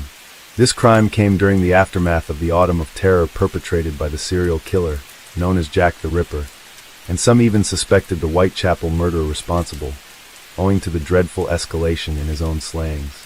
Although the crimes of the Ripper were gruesome in their savagery, they paled in comparison to the horrendous mutilations inflicted on 7-year-old John Gill in December 1888, which would be the culmination in a year of bloodshed and horror that shocked Victorian society. From August 31st, 1888 to November 9th, 1888, the murderer known as Jack the Ripper would claim the lives of 5 women in what were vicious and gruesome killings. With a sense of heightened fear among the residents of the East End, and no prostitute safe from the blade of this unseen maniac, the police were powerless to stop the Ripper. With each murder, the mutilations grew steadily more depraved and culminated in the dissection of the last victim, Mary Kelly. By early December 1888, the killer had all but stopped his murderous spree and vanished, never to be seen or heard from again. Although these crimes were bloodthirsty and shocking to the moralistic Victorian society, they paled in comparison to the murder of a young boy, whose life was taken by a black-hearted and vile killer who committed unspeakable atrocities. Early on the morning of Thursday, 27 December 1888, 7-year-old John Gill of 41, Thorncliffe Road, Bradford, in the north of England, left his house to accompany local milkman William Barrett on his round. Described by newspaper reports as a bright little fellow and a general favorite, Gill would frequently accompany Barrett and had done many times in the past. Barrett later claimed that the boy had left him before his last call, as the young boy was just a few hundred yards from his home. Despite being so close to his house, John Gill never arrived home. As far as anyone knew, the last definite sighting of him had been at around 8:30 a.m. when he was seen at the top of Thorncliffe Road, sliding on an ice slide with a group of other boys. His parents, their neighbors, and the police searched over the course of the following 2 days, frantically looking for any sign of the young child, but no trace of him was found. Then, at around 7 a.m. on the morning of December 29, 1888, Joseph Burke, a boy employed by the local butcher, went to the stable of his master, Mr. Newbolt, located behind Mellor Street, to yoke up the horse for the day's trading. Having first tidied the stable, Burke went to deposit the horse droppings in the manure tank, when at that moment he spotted a bundle in the corner near the cart shed doors. As described by the Press Association, the boy was found at a spot than which it would be difficult to find a more convenient one for the purpose of placing anything with the view of escaping detection. It is situated in an obscure thoroughfare at the back of Mellor Street. The backs of the houses in the street form one side, and a row of stables and coach houses opposite. In the latter row there is a recess of a remarkable character, formed by 3 sides of the stables, that portion immediately facing a spectator in the street, being occupied by 2 large doors giving entrance to a cart shed. Just at the left there is a receptacle for manure, and there is a space between the head of this place and the wall, and here the body was found. The December 29, 1888 edition of the South Wales Echo went into detail, describing the horrific injuries that had been inflicted upon the body of the young boy. The unfortunate victim had been indescribably mutilated. Both legs were cut off close to the body. The abdomen was slightly open, and the intestines partly extracted. Both ears were cut off, and there were other shocking disfigurements. When found, the limbs were tied to the body. The braces which the deceased had worn were used to bind the limbs to the trunk. The clothes of the boy were then wrapped round the body, the jacket enveloping the parcel. There was a sack found with the body with the name W. Mason, Derby Road, Liverpool, printed upon it, and this the police hope will serve as a clue to the perpetrators of the crime. All efforts to trace W. Mason would ultimately fail. The mutilations inflicted on the victim were contained within the same article of the South Wales Echo, and pondered whether the perpetrator or perpetrators may have been emulating the Whitechapel murderer. The body of the little lad Gill was even more shockingly mutilated than at first reported. Both legs and arms had been roughly chipped off. There were 2 stabs in the left chest. The heart had been torn out entirely and was stuck against the victim's throat. Both boots had been taken off the lad's feet and were pressed into the cavity of the abdomen in the region of the kidneys, whilst the other parts of the body were practically cut away. There was no blood at the place where the body was found, and the belief of the police is that the tragedy was committed sometime during Thursday night, and the body was only removed to the place where it was found late last Friday night. The police theory is that the crime is the act of drunken lads whose imagination had been inflamed by the accounts of the Whitechapel tragedies, and that they attempted an emulation of their worst features.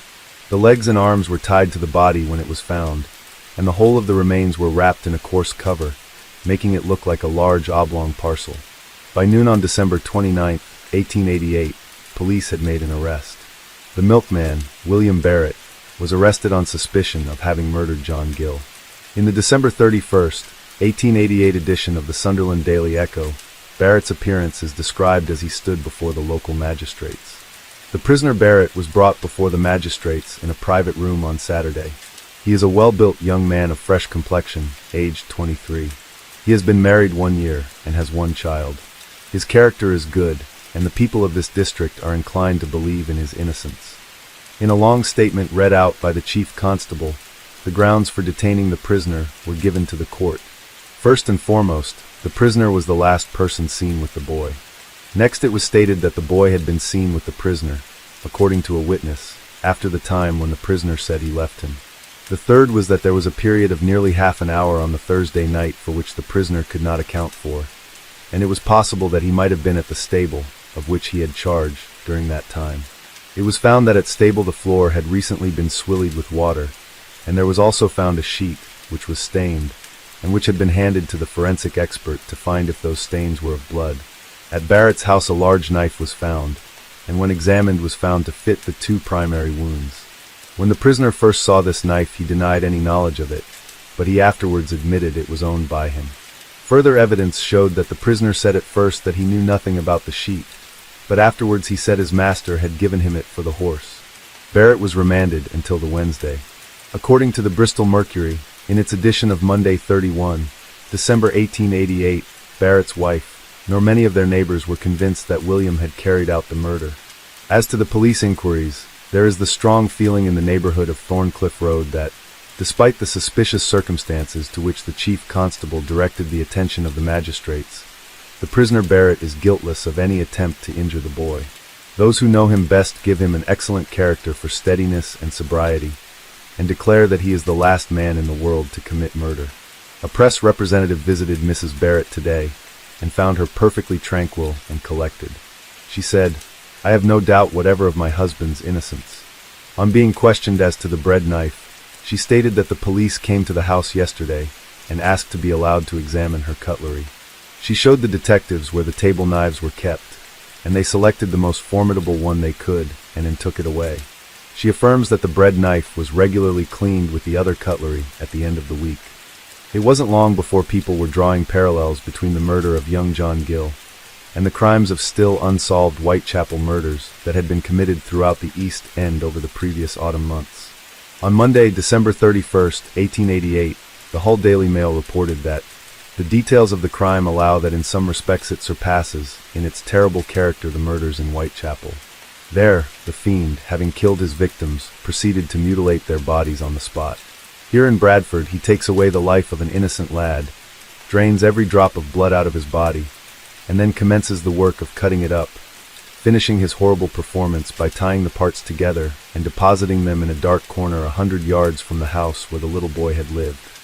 The paper went on to claim, "One would imagine that the annals of crime, in this or any other country, would have to be searched in vain for the record of a deed worse than this. It is unnecessary to say that the murder of John Gill has created a very great sensation throughout Bradford, and it will be long before the recollection of it has died out. The vicinity of the murder was visited during Saturday and yesterday by some thousands of persons, who stood in groups about the streets discussing the shocking details, expressing sympathy for the bereaved parents, and hoping that the perpetrator of the foul deed may be brought to justice. It then summed up the feelings of local residents that the murder was the work of the Whitechapel fiend. There was a widespread feeling that Jack the Ripper had transferred his operations from the East End to Bradford, and parents were terror-struck lest little John Gill might be only the first of a number of victims to his lust for human blood. By Tuesday, January 1st, 1889, the Daily News reported on what appeared to be another unusual twist in what was proving to be an odd and horrific case. A remarkable story came to the knowledge of the Bradford police sometime on Thursday, on the morning of which the boy John Gill was first missed, and regarding which they have kept the strictest silence. It went on to describe how, on Wednesday night last, a tailor named Cahill of 324 Heaton Road, a thoroughfare in the suburb where the body was found, but about half a mile further from town and in a very isolated position, went to a ball with his wife. Upon his return about 10 o'clock Thursday morning, an hour and a half after the boy was last seen with the milkman Barrett, he found that their home had been entered. The furniture had been pulled about and turned upside down. A number of articles of various kinds had been thrown in a heap upon the table in the living room, and upon another table was a sight which struck him with horror. The story was then narrated by Mr. Cahill himself. A couple of carving knives were placed crosswise upon the table, and upon them was a card, on one side of which was written, "9:30, look out, Jack the Ripper has been," whilst on the other side were the words, "I have removed down to the canal side. Please drop in. Yours truly, Suicide." There was a large tin can full of water found on the same table, and the whole surface of the table was saturated with water. The clock in the living room was stopped, and the fingers indicated the time stated on the card, 9:30. Nothing had been removed from the house, except a bottle of rum. Another bottle of rum had been removed from the cupboard, and some of its contents had been poured into 2 glasses, which were left upon the table almost empty. Mr. Cahill has been compelled to obtain another house, the shock of the discovery having so unnerved his wife that she will not stay in the house without constant company. Over the course of several days, from January 9th, 1889, William Barrett appeared before magistrates in Bradford Police Court, as the evidence against him was presented and evaluated. On Friday, January 11th, 1889, a decision by the court had been reached. Mr. Armitage, the chairman of the magistrates, announced that, having carefully considered every point of the evidence against William Barrett, they were unanimously of the opinion that no prima facie case could be made out, and the prisoner would, therefore, be discharged.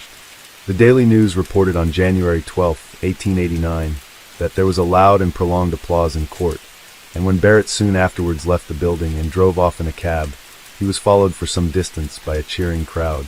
In the evening, on his arrival at Cunla, his native village, he was publicly feted. With the acquittal of William Barrett, the murderer, or murderers, of young John Gill were never brought to justice, and the crime has remained unsolved. The passage of time, some 130+ years, has done nothing to dampen the horror of the atrocity, which surpasses even the most gruesome of Jack the Ripper's crimes. Despite numerous attempts, the John Gill murder has never been officially linked to the Whitechapel murders. Patricia Cornwall, for example, has claimed that the crime is the work of her prime suspect, Walter Sickert, but the most likely outcome is that it was not connected to the crimes of Saucy Jack. For the little boy who met such a horrible and sad end, there is little hope that justice will be served for either him or his ancestors. Case 6. With the release of Robert Graysmith's 1986 book Zodiac, the public became aware of 2 potential suspects who had been investigated as part of the hunt for the mysterious serial killer. The names of these suspects, Robert Hall Starr and Donald Jeff Andrews, were however pseudonyms, used to protect the identity of these innocent citizens, Arthur Lee Allen and Rick Marshall, both of whom had yet to be charged with any crimes connected with the Zodiac case. Starr would later be revealed to be Arthur Lee Allen, one of the more promising suspects for whom there was a startling amount of evidence pointing to his guilt. In contrast, Andrews, who was unmasked as Richard Reed Marshall, was an avid cinema enthusiast and projectionist who would be connected largely through circumstantial evidence, and who would become a reluctant but albeit permanent suspect in the unsolved serial murder case. Despite numerous connections with the Zodiac case, Rick Marshall would prove to be somewhat of a disappointing suspect. The information contained in Graysmith's 1986 book was revealed to be an embellished mix of fact and fiction about the suspect known as Donald Jeff Andrews, which would only serve to contribute to the confusion surrounding Marshall. Although there are many facts in the case that point towards his guilt, most of those are considered tenuous at best.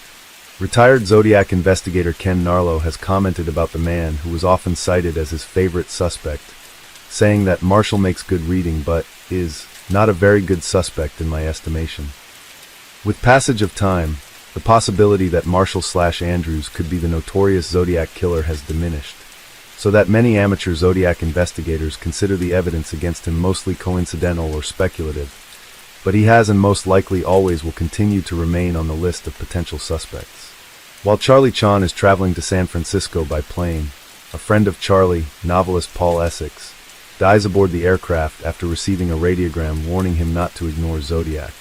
This sends Charlie Chan, played by Sidney Toler, into another puzzling mystery set on San Francisco's Treasure Island during the Golden Gate International Exposition. It is possible the killer took his inspiration for the Zodiac name from this movie, wishing to portray himself as a mysterious villain who outsmarts police detectives. However, the old movie connections may have begun with the 1932 RKO production of The Most Dangerous Game, based upon the 1924 short story by Richard Connell. The book and film told the story of General Zaroff, a man who would hunt humans for sport on a deserted island. When the Zodiac Killer began his campaign of terror against the residents of the San Francisco Bay Area in July and August of 1969, he mailed a 3-part cryptogram to 3 Bay Area newspapers. The basic design comprises a circle with a cross centered in the middle, much like the design of a shooting target. A radio ham enthusiast with a knowledge of electrics, Marshall would keep in contact with other radio aficionados, even inviting some listeners to his home. Those who accepted his invitation thought his behavior odd, and owing to suspicious comments made over his ham radio, some suspected he might be the Bay Area Killer. Indeed, much of the incriminating evidence against Marshall comes from a police report compiled in 1976 from the testimony of a suspicious informant, but was mostly based on erroneous information about the crimes and hearsay. He was apparently ambidextrous, something many believed Zodiac to be, and according to the report, he would often use a black felt tip pen, much like the Zodiac. However, the Zodiac used a blue felt tip pen to write most of his letters, information that many casual readers might not have been familiar with. He allegedly once told an acquaintance he had found something much more exciting than sex, and was known to possess a collection of pornographic literature. Another link to Marshall is based on hearsay, specifically that he allegedly owned a Royal typewriter, the same that was used to type 2 carbon copies of the confession letter which detailed the murder of Sherry Jo Bates, one of which was sent to the Riverside Enterprise, the other to the Riverside Police on November 29, 1966. Based on some of these rumors, Marshall agreed to be interviewed by Zodiac investigating detective Ken Narlow, but he strongly denied being the Zodiac Killer. Despite this, speculation over his involvement would continue to circulate in certain quarters that Rick Marshall may have had an accomplice in the Zodiac crimes, which included Richard Gaikowski, who also enjoyed a passion for classic films, and his running of the Roxy Theater in the Bay Area. Officer Donald Falk, who observed the suspect hardly 3 minutes later on Jackson Street, described an individual between 35 and 45 years of age. Then just 2 further minutes later, eyewitnesses overlooking the Julius Kahn playground, probably from the houses in Spruce Street, stated the man was about 40. All of these eyewitnesses gave almost identical descriptions of clothing, weight, hair color, style, and the wearing of glasses. His birth date of March 13, 1926, would make him around 43 years of age in 1969, and the average age of 40 given by witnesses matches closely with the age of Richard Marshall at that time. By the early 1970s, Marshall was working as an engineer for San Francisco Bay Area radio station KTIM. The Exorcist letter, widely believed to be the last authenticated correspondence from the Zodiac Killer, was mailed on January 29, 1974 after a 3-year hiatus by the killer. The communication would yet again finish with a veiled threat that included strange Oriental-style characters at the foot of the correspondence, said to marry up closely to ones used on KTM call letters. There is a tentative link between the Exorcist letter and Marshall's alternate name he was born under and often used. The Exorcist letter contains the phrase, "Signed yours truly." He plunged himself into the billowy wave, and an echo arose from the suicide's grave, "Titwillow, Titwillow, Titwillow." It has been considered that the paraphrasing of the Mikado verse "Titwillow" after the author signed, "Yours truly," was indicative of an author who was pointing out that his identity was contained within the verse. The verse is about a dicky bird singing "Willow, Titwillow, Titwillow," even containing the line, "Now I feel just as sure as I'm sure that my name isn't Willow, Titwillow, Titwillow." Richard Marshall was born Joe Don Dickey. On June 19, 1970, Sergeant Richard Radtick was gunned down by 3 shots from a .38 caliber revolver, a point-blank range, through the driver's side window of his vehicle, while in the process of writing out a parking ticket. He was sat in his patrol car near 643 Waller Street, San Francisco, in the Lower Haight District, located just 450 feet from the home of Rick Marshall at 143 Scott Street. The Zodiac Killer would later claim this murder on June 26, 1970, when he mailed the button letter to the San Francisco Chronicle newspaper. He also occupied a residence at 2821 Bush Street, less than 1 mile from the site of the murder of Paul Stine. Marshall would later move to Front Street, San Rafael in Marin County, and had lived in the San Francisco Bay Area for 20 years, between 1969 and 1989. The poster had been designed either by Marshall or his close associate Bob Vaughn. In the 2007 movie Zodiac, directed by David Fincher, the authorship of this poster is brought up in conversation with Vaughn, played by Charles Fleischer, who confesses it was his handwriting that adorned the poster. This particular scene provides one of the film's most memorably tense moments when Robert Graysmith, played by Jake Gyllenhaal, realizes he could possibly be alone inside the killer's home. This is later played to great effect when Graysmith/Gyllenhaal ventures alone with Vaughn into his basement on the pretext of finding some old files, and hears what sound like unsettling footsteps in the apparent empty house above. Vaughn reassures him they were alone, before Graysmith makes his escape. Robert Graysmith claims this encounter with Bob Vaughn did actually take place as depicted in the Zodiac movie. Vaughn was a professional organist who played in silent movie theaters, turning up at the San Bruno Avenue Theater in 1968, as well as playing at the Port Theater where Rick Marshall worked in 1974, along with the Roxy Theater in San Francisco. Born in San Francisco on February 8, 1911, was a theater organist from an early age, having played at many venues including the Avenue Theater at 2650 San Bruno Avenue, San Francisco, situated just off U.S. Route 101, approximately 4 miles south of the Mason and Geary Street intersection, and a 7-mile drive to the Washington and Cherry Street intersection. He was the accompaniment to many movies in the silent film era, dating back as early as 1927, before the work eventually dried up, precipitated by the inevitable arrival of the talking film. He was subsequently forced into a career change, working for the Immigration and Naturalization Service for 30 years, which dealt with checking and evaluating people at an official port of entry, as well as assessing applications for permanent residency. By the early 1960s, he had moved back to San Francisco, working alongside Rick Marshall, a projectionist at the Avenue Theater, where Bob Vaughn excelled as a pipe organist.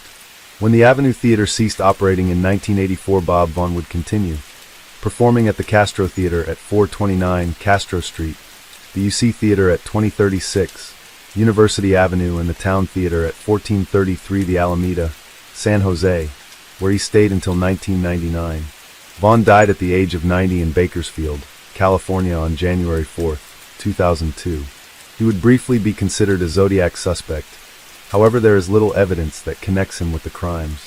When the first murders occurred on December 20th, 1968 at Lake Herman Road, Bob Vaughn would have been 57 years of age, too old to be the Zodiac Killer based on eyewitness testimony, and as a result, he was never regarded as a credible suspect by law enforcement.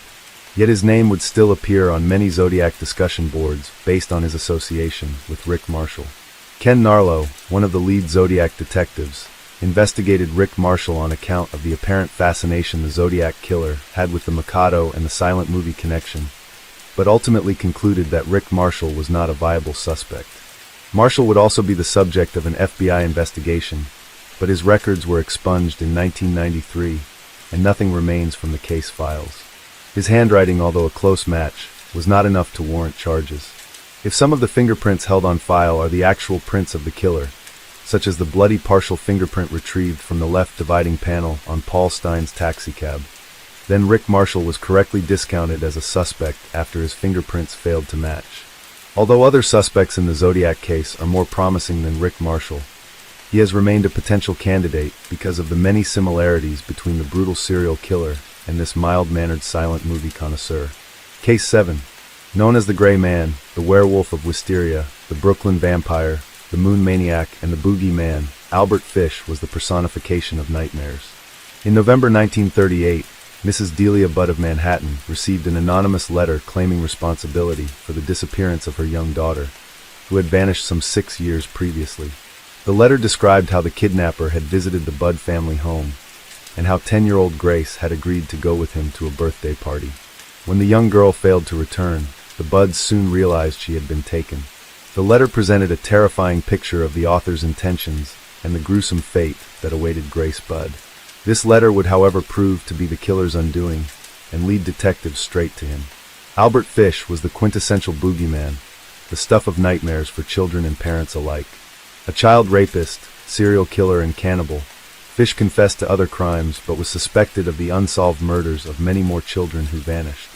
After his trial for the Budd murder, Fish was executed at Sing Sing for his unspeakable crimes. On May 25, 1928, 18-year-old Edward Budd placed a classified ad in the Sunday edition of the New York World. Young man, 18, wishes position in country. Edward Budd, 406 West 15th Street. The enterprising young man was determined to make something of himself and escape the desperate poverty of his parents. A strapping young man who was eager to work and contribute to the well-being of his family. Budd had longed to work in the country where the air was fresh and clean, so he could escape the dirty, foul-smelling, overcrowded city in which he shared a miserable tenement with his father, mother, and 4 younger siblings. Some 3 days later, on May 28, Edward's mother, Delia, a large mountain of a woman, answered the door to an elderly gentleman who introduced himself as Frank Howard. He said he was a farmer from Farmingdale, Long Island, and wanted to interview Edward about a job. Mrs. Budd instructed her 5-year-old daughter Beatrice to get her brother at his friend's apartment, and the old man beamed at her and gave her a nickel for her trouble. During the time they waited for Edward to return, Delia Budd took the chance to get a better opinion of the old man, who would be her son's prospective employer.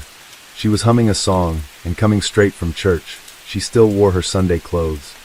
White silk confirmation dress, white silk stockings, and string of creamy pearls made her look older than her 10 years.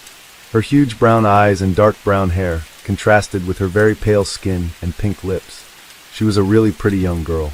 Like most men who came face to face with the beautiful Gracie, Frank Howard couldn't take his eyes off the radiant young girl.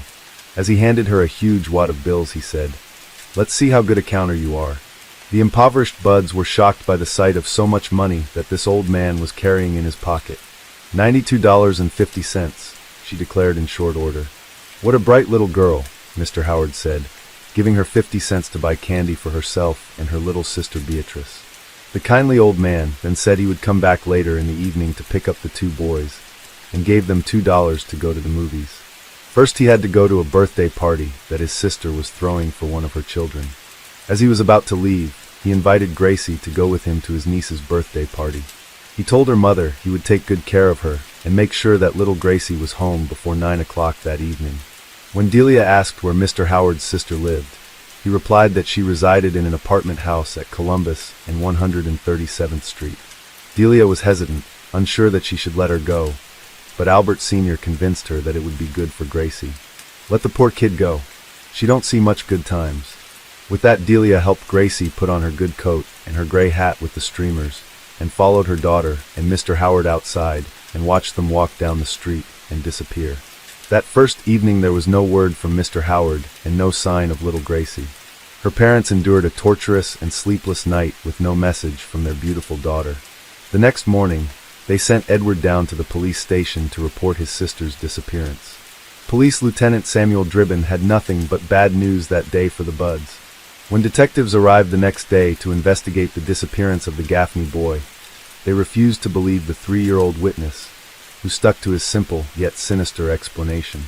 At first they suspected the young boy had wandered outside into some of the factory buildings into the neighborhood, or possibly fallen into the Gowanus Canal located just a few blocks away. A search was organized by people from the community, and the canal was dredged, but they found no sign of Billy Gaffney. With little in the way of leads, police were soon obliged to listen to what the 3-year-old witness who gave them a description of the Boogie Man. He said he was a slender old man with gray hair and a gray mustache. Because police had paid little attention to this, they failed to connect it to a previous crime that had been committed by the Gray Man several years earlier. On July 14, 1924, 8-year-old Francis McDonald was playing on the front porch of his home in the pastoral Charlton Woods section of Staten Island. His mother, Anna McDonald, sat close by and was nursing her infant daughter when she saw a frail elderly man with gray hair and mustache standing in the middle of the street. As she looked at the strange, shabby old man, he stood staring and constantly clenched and unclenched his fists while mumbled to himself. He then tipped his dusty hat to her and disappeared down the end of the street. The same old man was seen again later that afternoon, watching Francis and 4 other boys play ball. He eventually called Francis over to him, as the other boys continued to play. A few minutes later, both the old man and Francis were nowhere to be seen. That same afternoon, a neighbor noticed a young boy that looked like Francis walking into a wooded area with an elderly gray-haired tramp behind him. His disappearance was not noticed until the boy missed dinner, and his father, a policeman, organized a search of the area. In the woods under some branches, they found the boy. He had been horribly assaulted, with his clothes torn from his body, and he had been strangled with his own suspenders. The young lad had been beaten so horrifically that police doubted that the tramp responsible could have really been as old and frail as he looked. The beating was so extensive and severe that they thought the old tramp might have had an accomplice who had the strength to commit such a heinous crime. Manhattan police photographers were soon on the scene, along with fingerprints experts, and a search was undertaken by some 250 plainclothesmen. This huge manhunt produced several potential suspects, however none that looked like the gray-haired, mustached old tramp. Anna McDonnell would never forget his face, which was forever imprinted in her memory. He told detectives. He came shuffling down the street, mumbling to himself, making queer motions with his hands. I'll never forget those hands. I shuddered when I looked at them, how they opened and shut, opened and shut, opened and shut. I saw him look toward Francis and the others. I saw his thick gray hair, his drooping gray mustache. Everything about him seemed faded and gray. Despite the massive search efforts of the police and the community, it appeared the suspect, known as the Gray Man, had simply vanished into thin air. In September 1930, a suspect was arrested in the Budd murder. Police arrested 66-year-old Superintendent Charles Edward Pope, who had been accused of the crime by his own wife. Few would have believed such a letter was genuine. Those who read it thought it had to be the ravings of some sick, perverted crank. But Detective King soon realized that the details of the author's meeting with the Budds and Grace were accurately described. It was also discovered that the handwriting on the letter was identical to the letter the elderly kidnapper had written for the Western Union Messenger 6 years earlier. Upon closer inspection, the envelope contained an important clue, a small hexagonal emblem that had the letters NYPCBA, which stood for the New York Private Chauffeurs Benevolent Association. An emergency meeting of the members was held, with the cooperation of the president of the association. Meanwhile, detectives checked out the handwritten membership forms, looking for any handwriting similar to Frank Howard's.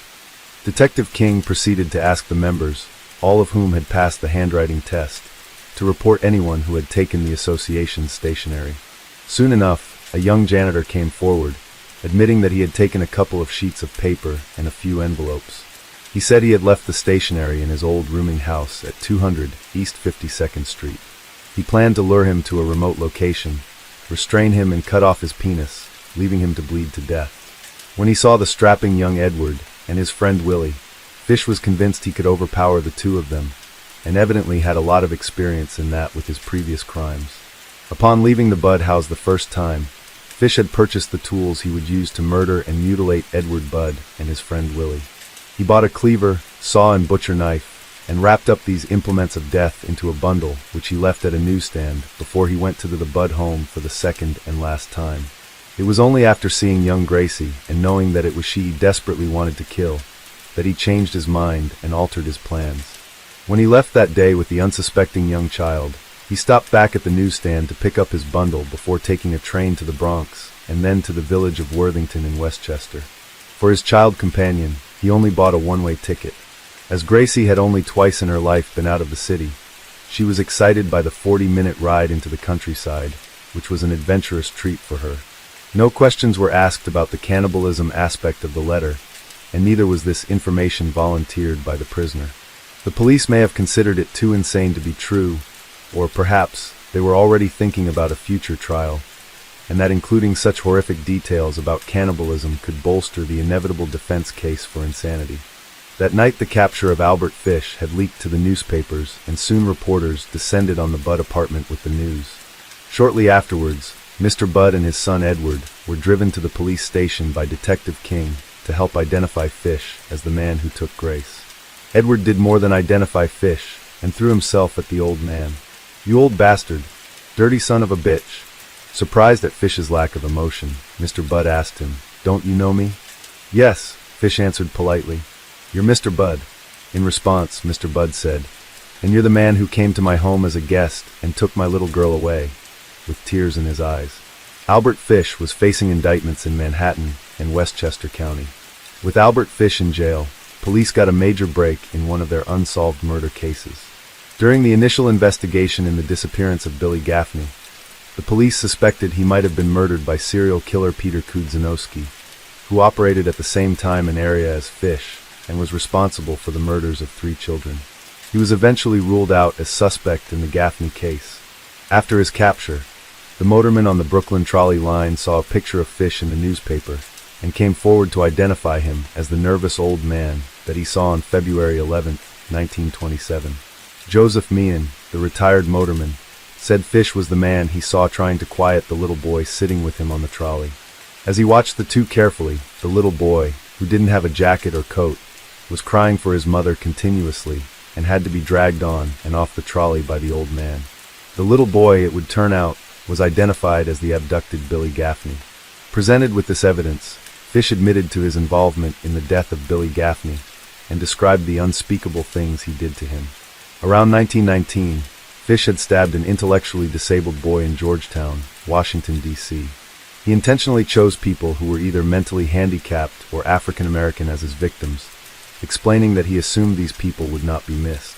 He would claim to have occasionally paid boys to procure other children for him, who he would torture, mutilate, and murder with his implements of hell: a meat cleaver, a butcher knife, and a small handsaw. Fish went to Staten Island on July 11, 1924, and there came across 8-year-old Beatrice Keel playing alone on her parents' farm. He offered the young girl money if she would go and help him look for rhubarb. As she was about to leave the farm, her mother spotted the old man and chased Fish away. He left but returned later to the Keel's barn, where he tried to sleep but was discovered by Beatrice's father and forced to leave. Several days later, Mr. Keel came forward after seeing Albert Fish's photograph. The man said that Fish was the man who had tried to lure his then 8-year-old daughter into the woods not far from where Frances O'Donnell was murdered 3 days later in 1924. He described the man as a slender old man with gray hair and a gray mustache. His mother was held to be very queer and was said to hear and see things. One paternal uncle suffered from a religious psychosis and died in a state hospital. A half-brother also died in a state hospital. A younger brother was feeble-minded and died of hydrocephalus. A paternal aunt was considered completely crazy. A brother suffered from chronic alcoholism. A sister had some sort of mental affliction. His own perverse nature was considered unique in the annals of psychiatric and criminal literature. Sadomasochism directed against children, particularly boys, took the lead in his sexually regressive development. Fish told him, "I always had a desire to inflict pain on others and to have others inflict pain on me. I always seemed to enjoy everything that hurt." Fish would confide in Dr. Wortham his long history of preying on children. At least 100, Fish claimed. He would bribe them with money or candy, and usually chose African American children because he believed that the police did not pay much attention when they were hurt or missing. In an effort to evade capture, he never went back to the same neighborhood, and said that he had lived in at least 23 states, and in each one he had killed at least one child. Sometimes he lost his job as a painter because he was suspiciously connected to these dead or mutilated children. He explained about a compulsion to write obscene letters, and did so frequently, such as the one sent to the Budd family. According to Dr. Wortham, they were not the typical obscene letters based on fantasies and daydreams to supply a vicarious thrill. They were offers to practice his inclinations with the people he wrote his graphic suggestions to. Dr. Wortham understandably had some initial concerns about whether or not Fish was lying to him, especially when he told the psychiatrist that he had been sticking needles into his body for years in the area between the rectum and the scrotum. He told of doing it to other people too, especially children. At first, he said, he had only stuck these needles in and pulled them out again. Then he had stuck others in so far that he was unable to get them out, and they stayed there. He was x-rayed by the doctor, and as described, there were at least 29 needles in his pelvic region. Wortham said experiences with excreta of every imaginable kind were practiced by him, actively and passively. He took bits of cotton, saturated them with alcohol, inserted them into his rectum, and set fire to them. He also did that with his child victims. It was in January 1917, when his wife left Fish for John Straube, a handyman who boarded with the Fish family. Fish told a newspaper that when his wife left him, she took nearly every possession the family owned. When Fish was around the age of 55, he started to experience hallucinations and delusions, and once wrapped himself in a carpet, saying that he was following the instructions of John the Apostle. He had visions of Christ and his angels. He began to be engrossed in religious speculations about purging himself of iniquities and sins, atonement by physical suffering and self-torture, human sacrifices. He would go on endlessly with quotations from the Bible all mixed up with his own sentences, such as, "Happy is he that taketh thy little ones and dasheth their heads against the stones." He believed that God had ordered him to mutilate and castrate little boys, something he had done a number of times. Based on his confessions, it was obvious that Fish was suffering from some religious psychosis. Albert Fish told Dr. Wortham that his children had seen him, hitting himself on his nude body with a nail-studded paddle until he was covered with blood. They also saw him stand alone on a hill with his hands raised, shouting, "I am Christ." One of those prosecution alienists was the head of the psychiatric hospital where Fish had been detailed for observation a couple of years after the Bud and other murders, and where he had been judged both harmless and sane. On March 11, 1935, the trial of Albert Fish began in White Plains, New York, in the court of Justice Frederick P. Close. Charged with the premeditated murder of Grace Budd, he was defended by attorney James Dempsey, while the prosecution was led by Chief Assistant, District Attorney Elbert F. Gallagher. Defense attorney Dempsey focused primarily on his client's strange life and the self-flagellation with nail-studded paddles and needles that he claimed to have indulged. He then brought up Fish's competence as a father and his love for his children. In spite of all these brutal, criminal, and vicious proclivities, there is another side to this defendant. He has been a very fine father. He never once in his life laid a hand on one of his children. He says grace at every meal in his house. In 1917, when the youngest one of his 6 children was 3, his wife left him. And from that time down until shortly before the Grace Budd murder in 1928, he was a mother and father to those children. In his closing remarks, he reminded the jury that it was up to the prosecution who had to prove that a man who killed and ate children was sane. Testimonies were made by Grace's parents and brother Albert, Jr., and Dempsey was determined to point out that both Albert, Sr. and Delia gave their consent to Grace going to a birthday party with Fish. When it came time for Albert Sr. to testify, he was overcome with emotion and began to weep loudly. By the 3rd day of the trial, a box of Grace Budd's remains was brought into the courtroom as evidence, despite the strenuous objections of the defense attorney. Meanwhile, Detective King described to the court, from Fish's confession, how the girl was killed. At one point during, and in what was a very dramatic moment, Gallagher reached into the box and held out the small skull of the dead girl. Dempsey sought a mistrial. He then focused on the cannibalism claims as a central part of the insanity defense, and it became clear that he was trying to establish that Fish had eaten parts of the girl's body, something that no sane person would do. This proved unsuccessful in establishing and proving that Fish actually did what he said he did with her body.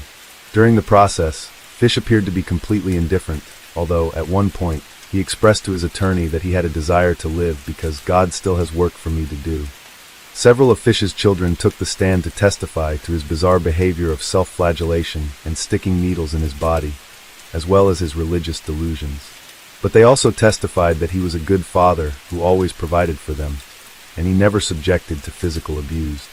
To further demonstrate Fish's strange behavior, he called forth to the stand a woman who had been the recipient of several obscene letters from Albert Fish.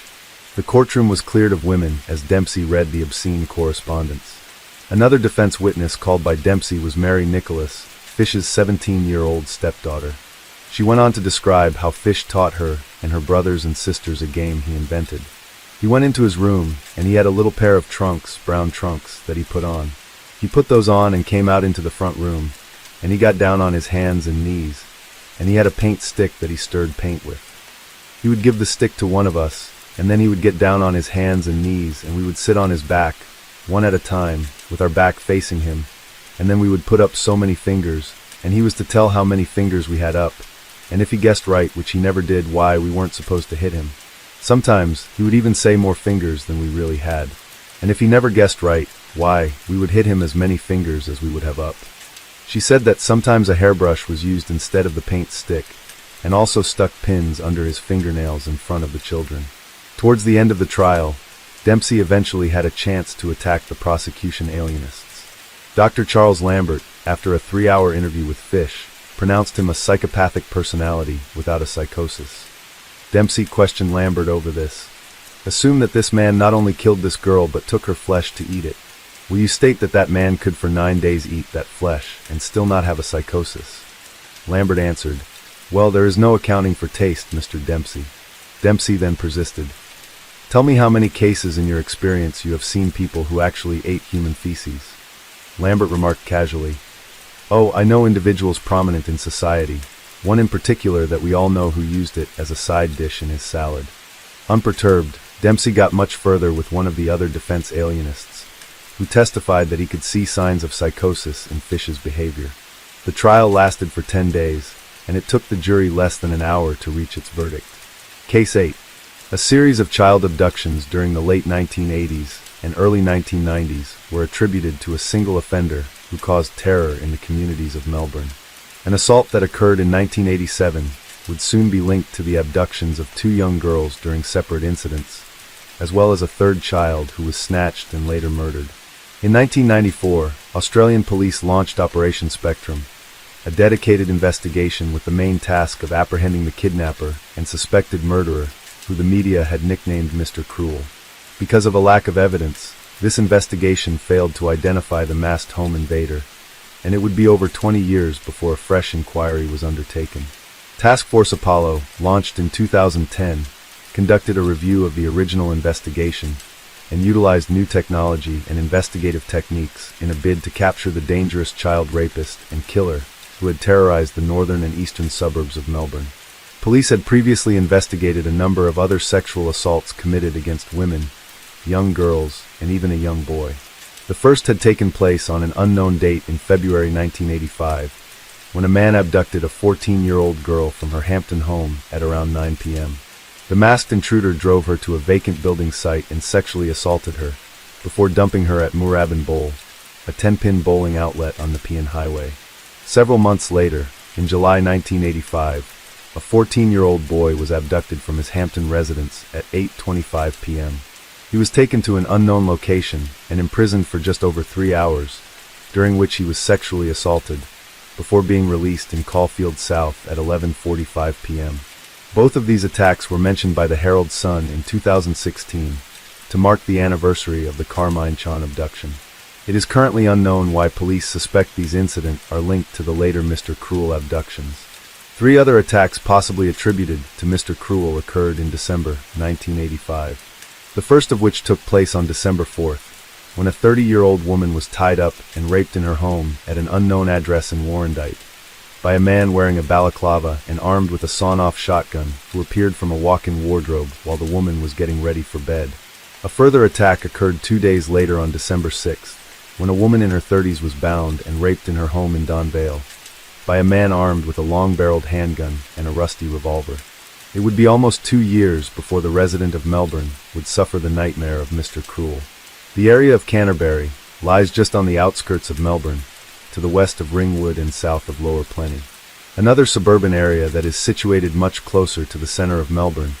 It was home to many Australian politicians and public officials, as well as the wealthy English Linus family, who were renting a house along the well-to-do Monomeath Avenue. The family had moved to Australia for business purposes and were planning on moving back to the UK within the next few days. Ironically, the family had moved to the Melbourne area of Canterbury to raise their children in the relative safety of the leafy suburban neighbourhood. This illusion of safety was shattered on the night of July 3, 1990, when their home became the scene of the next abduction. The Linus parents, Brian and Rosemary, were attending a farewell party being thrown for them, as the family were planning to move back home, and left their 2 daughters home alone for several hours. Back at Monomeath Avenue shortly before midnight, a masked intruder roused 15-year-old Fiona and 13-year-old Nicola from their sleep, and in angry and commanding threats, ordered Nicola into another room. He ordered her to get her school uniform which she wore when attending the Presbyterian Ladies' College, while he tied her sister to her own bed. As the man was armed with a knife and a handgun, the two girls did as they were told out of fear of their lives. The masked man told Fiona that her father would have to pay $25,000 if he wanted the safe return of her sister, and together with Nicola he fled the home, stealing the family's rental car, which was parked in the driveway. He drove for around a kilometer before parking the rental car, and presumably transferring to another parked car that he had previously prepared. This would appear to confirm that the suspect lived in the surrounding vicinity, and most likely near Tullamarine Airport, and more precisely within its direct flight path. For the first time, detectives were in possession of eyewitness details about the suspect, and had a rough idea of the interior of home, the type of car he drove, and most importantly where he lived. As part of this refocused investigation, Victoria Police searched houses in Keeler East, Niddrie, Airport West, Keeler Park, and Essendon North. Police were now desperate to apprehend the individual known as Mr. Cruel, because it would be only a matter of time before he struck again. Less than a year later, another young girl would be snatched by the masked phantom. One of the many potential leads pursued by police was the possibility that Mr. Cruel had committed other crimes, perhaps even in another continent. Crimes similar to the modus operandi of the abductions were investigated and discounted as having no link. One such offender was the unsolved American case of the East Area Rapist, EAR, who was suspected of being responsible for committing upwards of 50 attacks in Northern California from June 1976 to July 1979. In 2001, the East Area Rapist crimes were linked by DNA to a series of murders committed by a serial killer in Southern California, known as the Original Night Stalker, ONS. The method of the EAR was to enter homes late at night or during the early morning hours, threaten the lone female victim with a knife or gun and subdue, bind, blindfold, and gag her. He would then proceed to spend a significant amount of time in the residence, before and after raping the victim. Although this method was similar to the Mr. Cruel suspect, the EAR never entered a family home and would most often target lone females. Both offenders did use bondage as a means of controlling their victims. In the Wills and Linus cases, detectives found that specific knots had been used to bind the victim's parents, that they described as uniquely employed by sailors. It was a good circumstantial case, but not goof enough to charge him. We have certainly kept tabs on him since, and if we had another abduction, he'd be the first person dragged in. Operation Spectrum had identified several suspects, one of which was considered the prime suspect by investigators. However, the identities of these men were never publicly released. It would another 13 years before information about these potential suspects was made available. The identity and fate of the suspect, known as Mr. Cruel, had been left unanswered. It was possible he had either been incarcerated for similar but unconnected crimes, moved on to other hunting grounds, become too unwell or infirm to continue his crimes, or had died after the murder of Carmine Chon. It is also entirely possible the memories and keepsakes he had collected from the crimes were enough to satiate his desires. In 2006, some 15 years after the abduction of Carmine Chon, Victoria Police released to the public a significant piece of evidence which they did not disclose during Operation Spectrum. It was reported that one of the victims remembered seeing a tripod present in the bedroom where she was held captive. It was the firm belief of detectives working the case that Mr. Cruel had filmed or photographed his victims in order to keep as souvenirs of his crimes. This information was long kept secret because it was the belief of investigators that if it became public knowledge, the offender might dispose of what would become vital evidence. Australian media outlets began reporting in December 2010 that Victoria Police had reopened their investigation into the Mr. Cruel case. During a review of the original inquiry, known as Operation Spectrum, detectives launched a covert operation in April 2010 called Task Force Apollo, which was a dedicated investigation tasked with capturing the suspect known as Mr. Cruel. Leading this new investigation was Superintendent Doug Fryer, who said that substantial new intelligence had warranted the establishment of a new task force to explore what he described as every avenue of inquiry. Sifting through a huge stockpile of evidence, Apollo investigators would spend 6 months reviewing hundreds of thousands of pages gathered by Spectrum, which amounted to more than 12,000 pieces of information that needed to be reviewed and cross-referenced with new details as part of the investigation. Much to the shock of task force personnel, it soon became apparent that the stored Spectrum case files were a complete mess.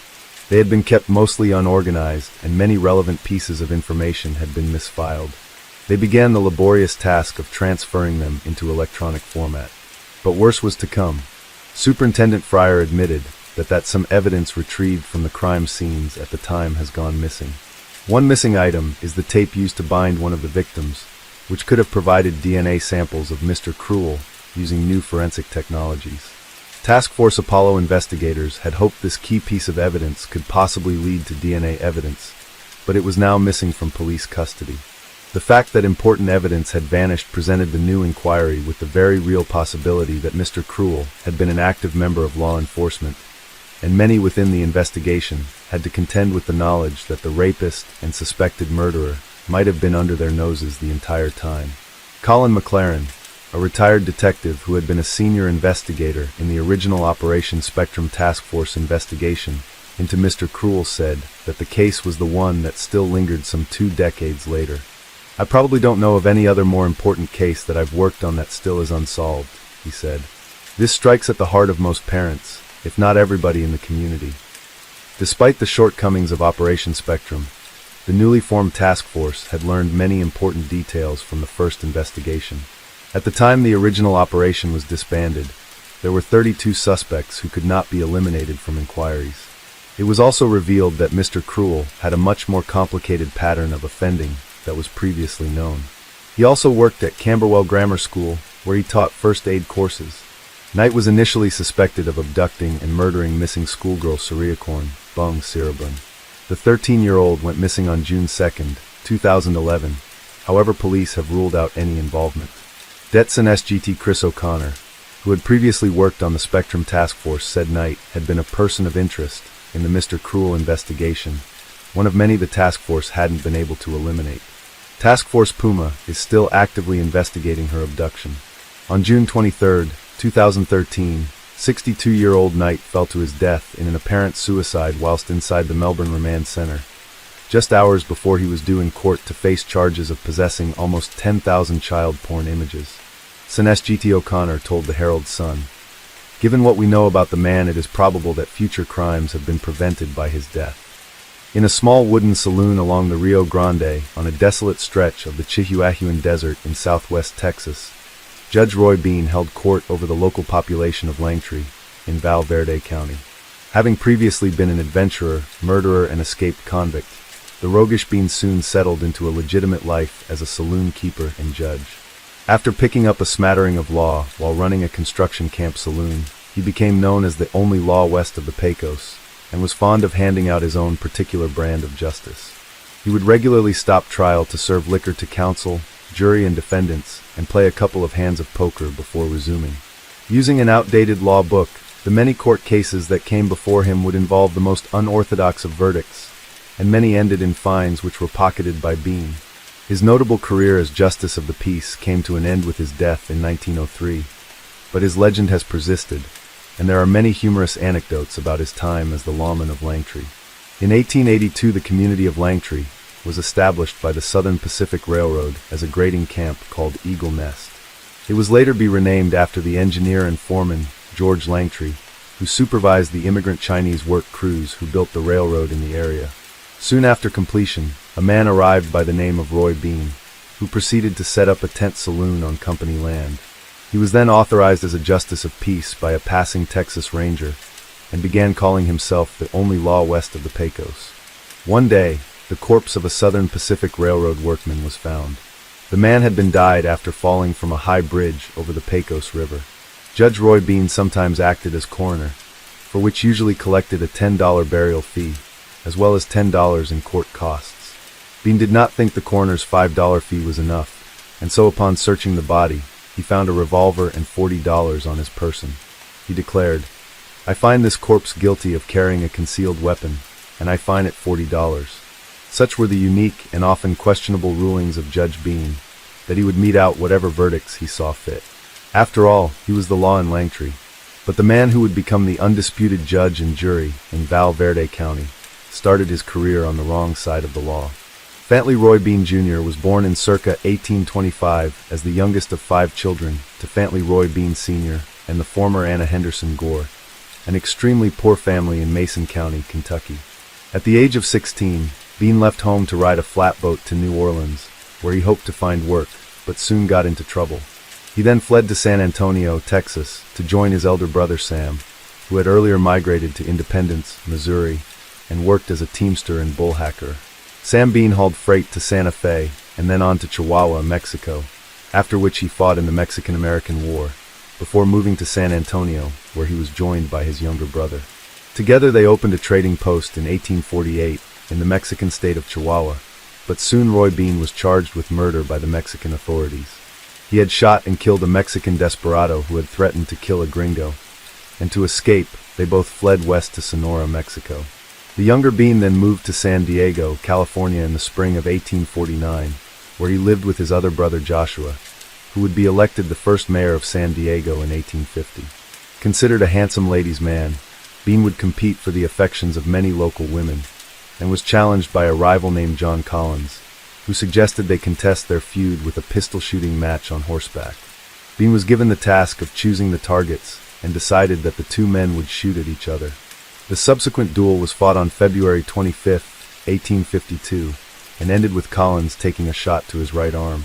Both men were then arrested and charged with assault with intent to murder. Judge Roy Bean would spend the next 2 months in jail, where he received many gifts from the local women of San Diego, including flowers, cigars, food, and wine.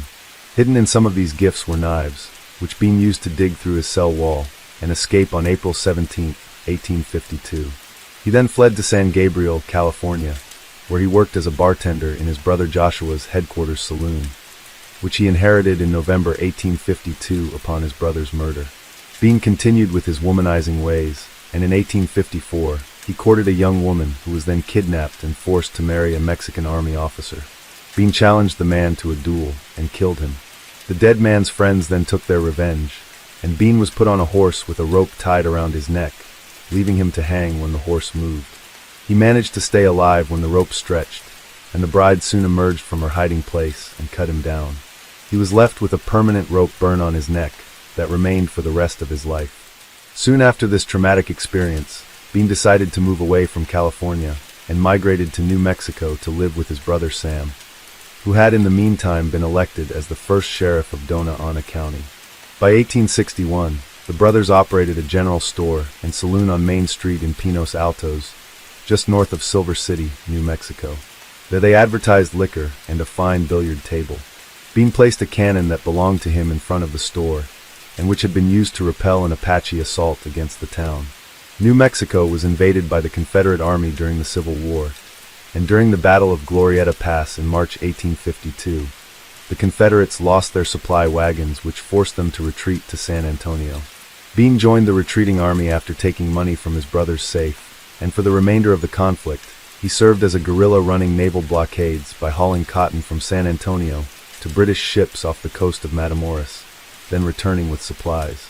Over the course of the next 20 years, Bean lived in San Antonio, where he worked as a teamster and engaged in various business opportunities, including attempting to run a firewood company by cutting down a neighbor's timber, and a dairy business, which ended when he was caught watering down the milk. He even worked as a butcher, rustling unbranded cattle from other ranchers in the region for his own business. On October 28, 1866, Bean married 18-year-old Virginia Chavez. Despite them couple having 4 children together, Roy Jr., Laura, Zulema, and Sam, it was a tumultuous union, and within a year of marriage, he was arrested for aggravated assault and threatening the life of his wife. The family lived in what was described as a poverty-stricken Mexican slum area called Beanville. By the late 1870s, Bean was operating his own saloon in Beanville, and was known about town for his roguish behavior. He soon got wind that many construction camps were being set up when several railroad companies began working to extend the railroads westwards. A local store owner was so anxious to have this unscrupulous character out of the neighborhood that she decided to buy up all of Bean's possessions for $900 so that he could promptly leave San Antonio. By this time, he had separated from his wife and left his children to the care of friends as he prepared to move west. With the money he received, he purchased a large tent, various supplies to sell, and 10 55-gallon barrels of whiskey.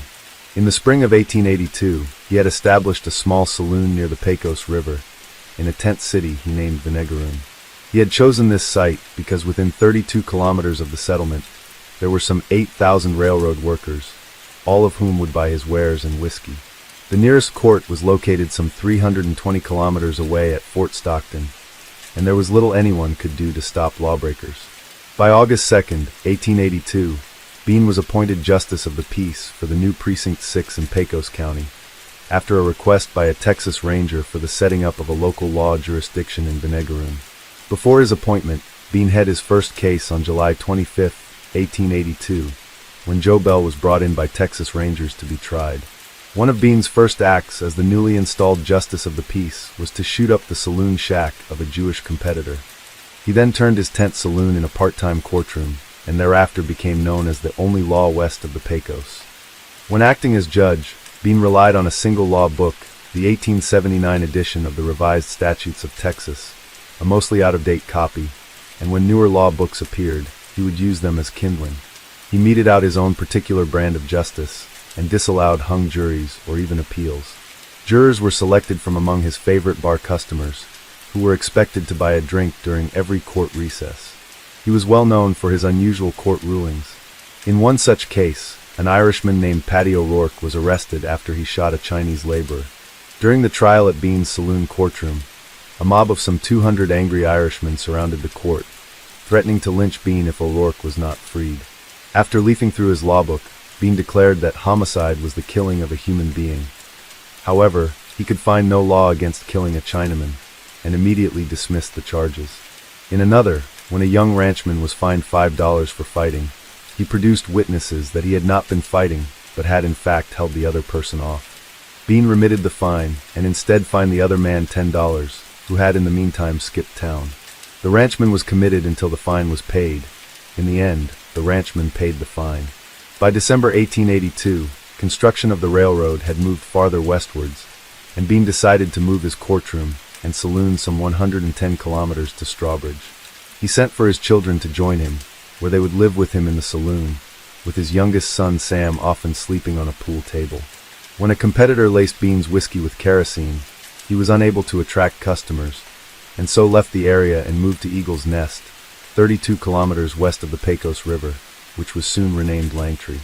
The original owner of the land, who also ran a saloon, had sold around 640 acres to the railroad company, on the condition that no part of the land could be sold or leased to Roy Bean. In order to counter this clause, Bean was given advice by O'Rourke, the Irishman whose case he had previously dismissed, that he should use to railroad right-of-way, which was not covered by the contract. Bean was then able to squat on land he had no legal right to use. Bean eventually erected a wooden structure for his saloon, which he renamed the Jersey Lily Langtree, in honor of Lily Langtree, the actress, who would recount in her autobiography that she didn't visit the area until after Bean's death. She did, however, send him a pair of Colt .45 pistols as a gift. The saloon courtroom did not have a jail, and instead it is reported that a large oak tree with a heavy log chain served as the jail for those who were unable to pay their fines. As per the law, fines were to be handed over to the state, but instead Judge Roy Bean kept all of the money. In most cases, fines handed out by Bean were for the exact amount the accused person was carrying. In one incident, when a train passenger tossed a $20 gold piece for a beer, Bean refused to give any change. When the stranger protested, Bean fined him $19.95 for contempt of court and threatened to double the fine if the stranger said another word. The stranger left on a train. Despite the mandate that only district courts were legally allowed to grant divorces, Bean did so anyway and pocketed $10 for each divorce. He would charge $5 for weddings and ended all wedding ceremonies with the phrase, "And may God have mercy on your souls," which was traditionally said when a death sentence is carried out. When a Mexican received permission for one day off from work by his boss to marry his future wife, there was not enough time to secure a license. Judge Roy Bean married them anyway, and proclaimed that the marriage license would arrive by the next day's mail after charging them his usual $5 marriage fee. After he performed the marriage of two Mexican couples, they later came before Bean and asked to be divorced and remarried to the other person's spouses. Bean agreed to the demand, charging each $10 for marriages and $40 for divorces. He continued to conduct his own brand of law within his courtroom, and when a railroad contractor named Howard, who had some law training, was brought into court and read from the latest revised law statutes, Bean remitted the fine but rendered a verdict that no law books were to be brought into his court. A rival saloon owner named Torano was brought before Bean charged with assault. A jury of 6 of Bean's regulars found the accused guilty and fined him 24 bottles of beer. Bean forbid his rival from buying beer at his own saloon and instead had him pay retail fine at the Jersey Lily. Bean won re-election to his post in 1884, but was defeated in 1886. By the following year, the Commissioner's Court created a new precinct in the county, and Bean was appointed to be the new Justice of the Peace. He would continue to be re-elected until 1896, and after his defeat, it was reported he refused to surrender his seal and law book and continued to try all cases north of the tracks.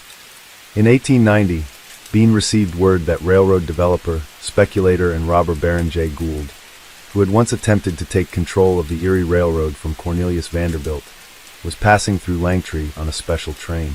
Bean flagged down the train using the danger signal, and believing the bridge was out, the engineer stopped the train. To his surprise, Gould and his daughter were then invited by Bean to visit the saloon as his guests. The Gould's 2-hour visit reportedly caused a brief panic on the New York Stock Exchange, when it was erroneously reported that Gould had been killed in a train crash. On April 16, 1897, there was an accidental collision between 2 trains during which one man, Robert Beckman, was killed and 4 others scalded. The inquest was presided over by Judge Bean, who brought the body of Beckman to Langtree for burial in the Langtree graveyard. Judge Roy Bean organized an 1896 World Championship boxing title bout between Bob Fitzsimmons and Peter Marr on an island in the Rio Grande.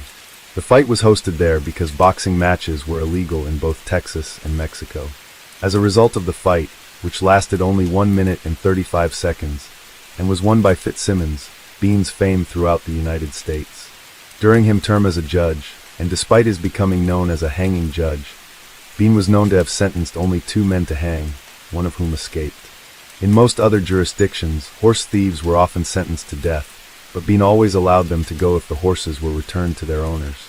As was reported in March 1897's edition of Leslie's Weekly Read, the picture in your publication of March 11th of Judge Roy Bean is all right, except the collar and cravat. He was once trying a Mexican on a charge of horse stealing, and his charge was the shortest on record. Gentlemen of the jury, there's a greaser in the box and a hoss missing. You know your duty, and they did. In the later years, Bean spent much of his profits helping the poor of the area and always made sure that the local schoolhouse had free firewood in the winter. In January 1901, it was reported that Bean stated that a claim for damages of $13,000 from Apache depredations of his mules would certainly be allowed. On March 16, 1903, after a bout of heavy drinking in San Antonio, Roy Bean died peacefully in his bed. He was interred, along with his son, Sam Bean, 1874 to 1907, at the Whitehead Memorial Museum in Del Rio. In 1965, as part of the Civil War Centennial commemoration in Texas, an official Texas historical marker honoring Roy Bean was erected on the museum grounds in Del Rio, Texas. Bean has been portrayed on both the small and big screen by a variety of actors. In the 1940 film The Westerner, he was played by Walter Brennan, for which he won a Best Supporting Actor Academy Award. The Life and Times of Judge Roy Bean, a 1972 heavily fictionalized theatrical biopic, starred Paul Newman as Bean, while Ned Beatty portrayed the Langtree judge in the 1995 TV miniseries Streets of Laredo, starring alongside James Garner, and based on the Larry McMurtry novel of the same name. In the 1969 film A Time for Dying, which portrayed the Vinegaroon period, starred Audie Murphy starred as Jesse James, and Victor Jory played a half-crazed Judge Roy Bean. Brad Sullivan played Judge Roy Bean in the television movie The Gambler, The Luck of the Draw, alongside Kenny Rogers and Reba McEntire. Bean is best remembered as a scallywag of the lawless Wild West, the gambler, saloon keeper, and one-time smuggler, who found himself as the ultimate law west of the Pecos.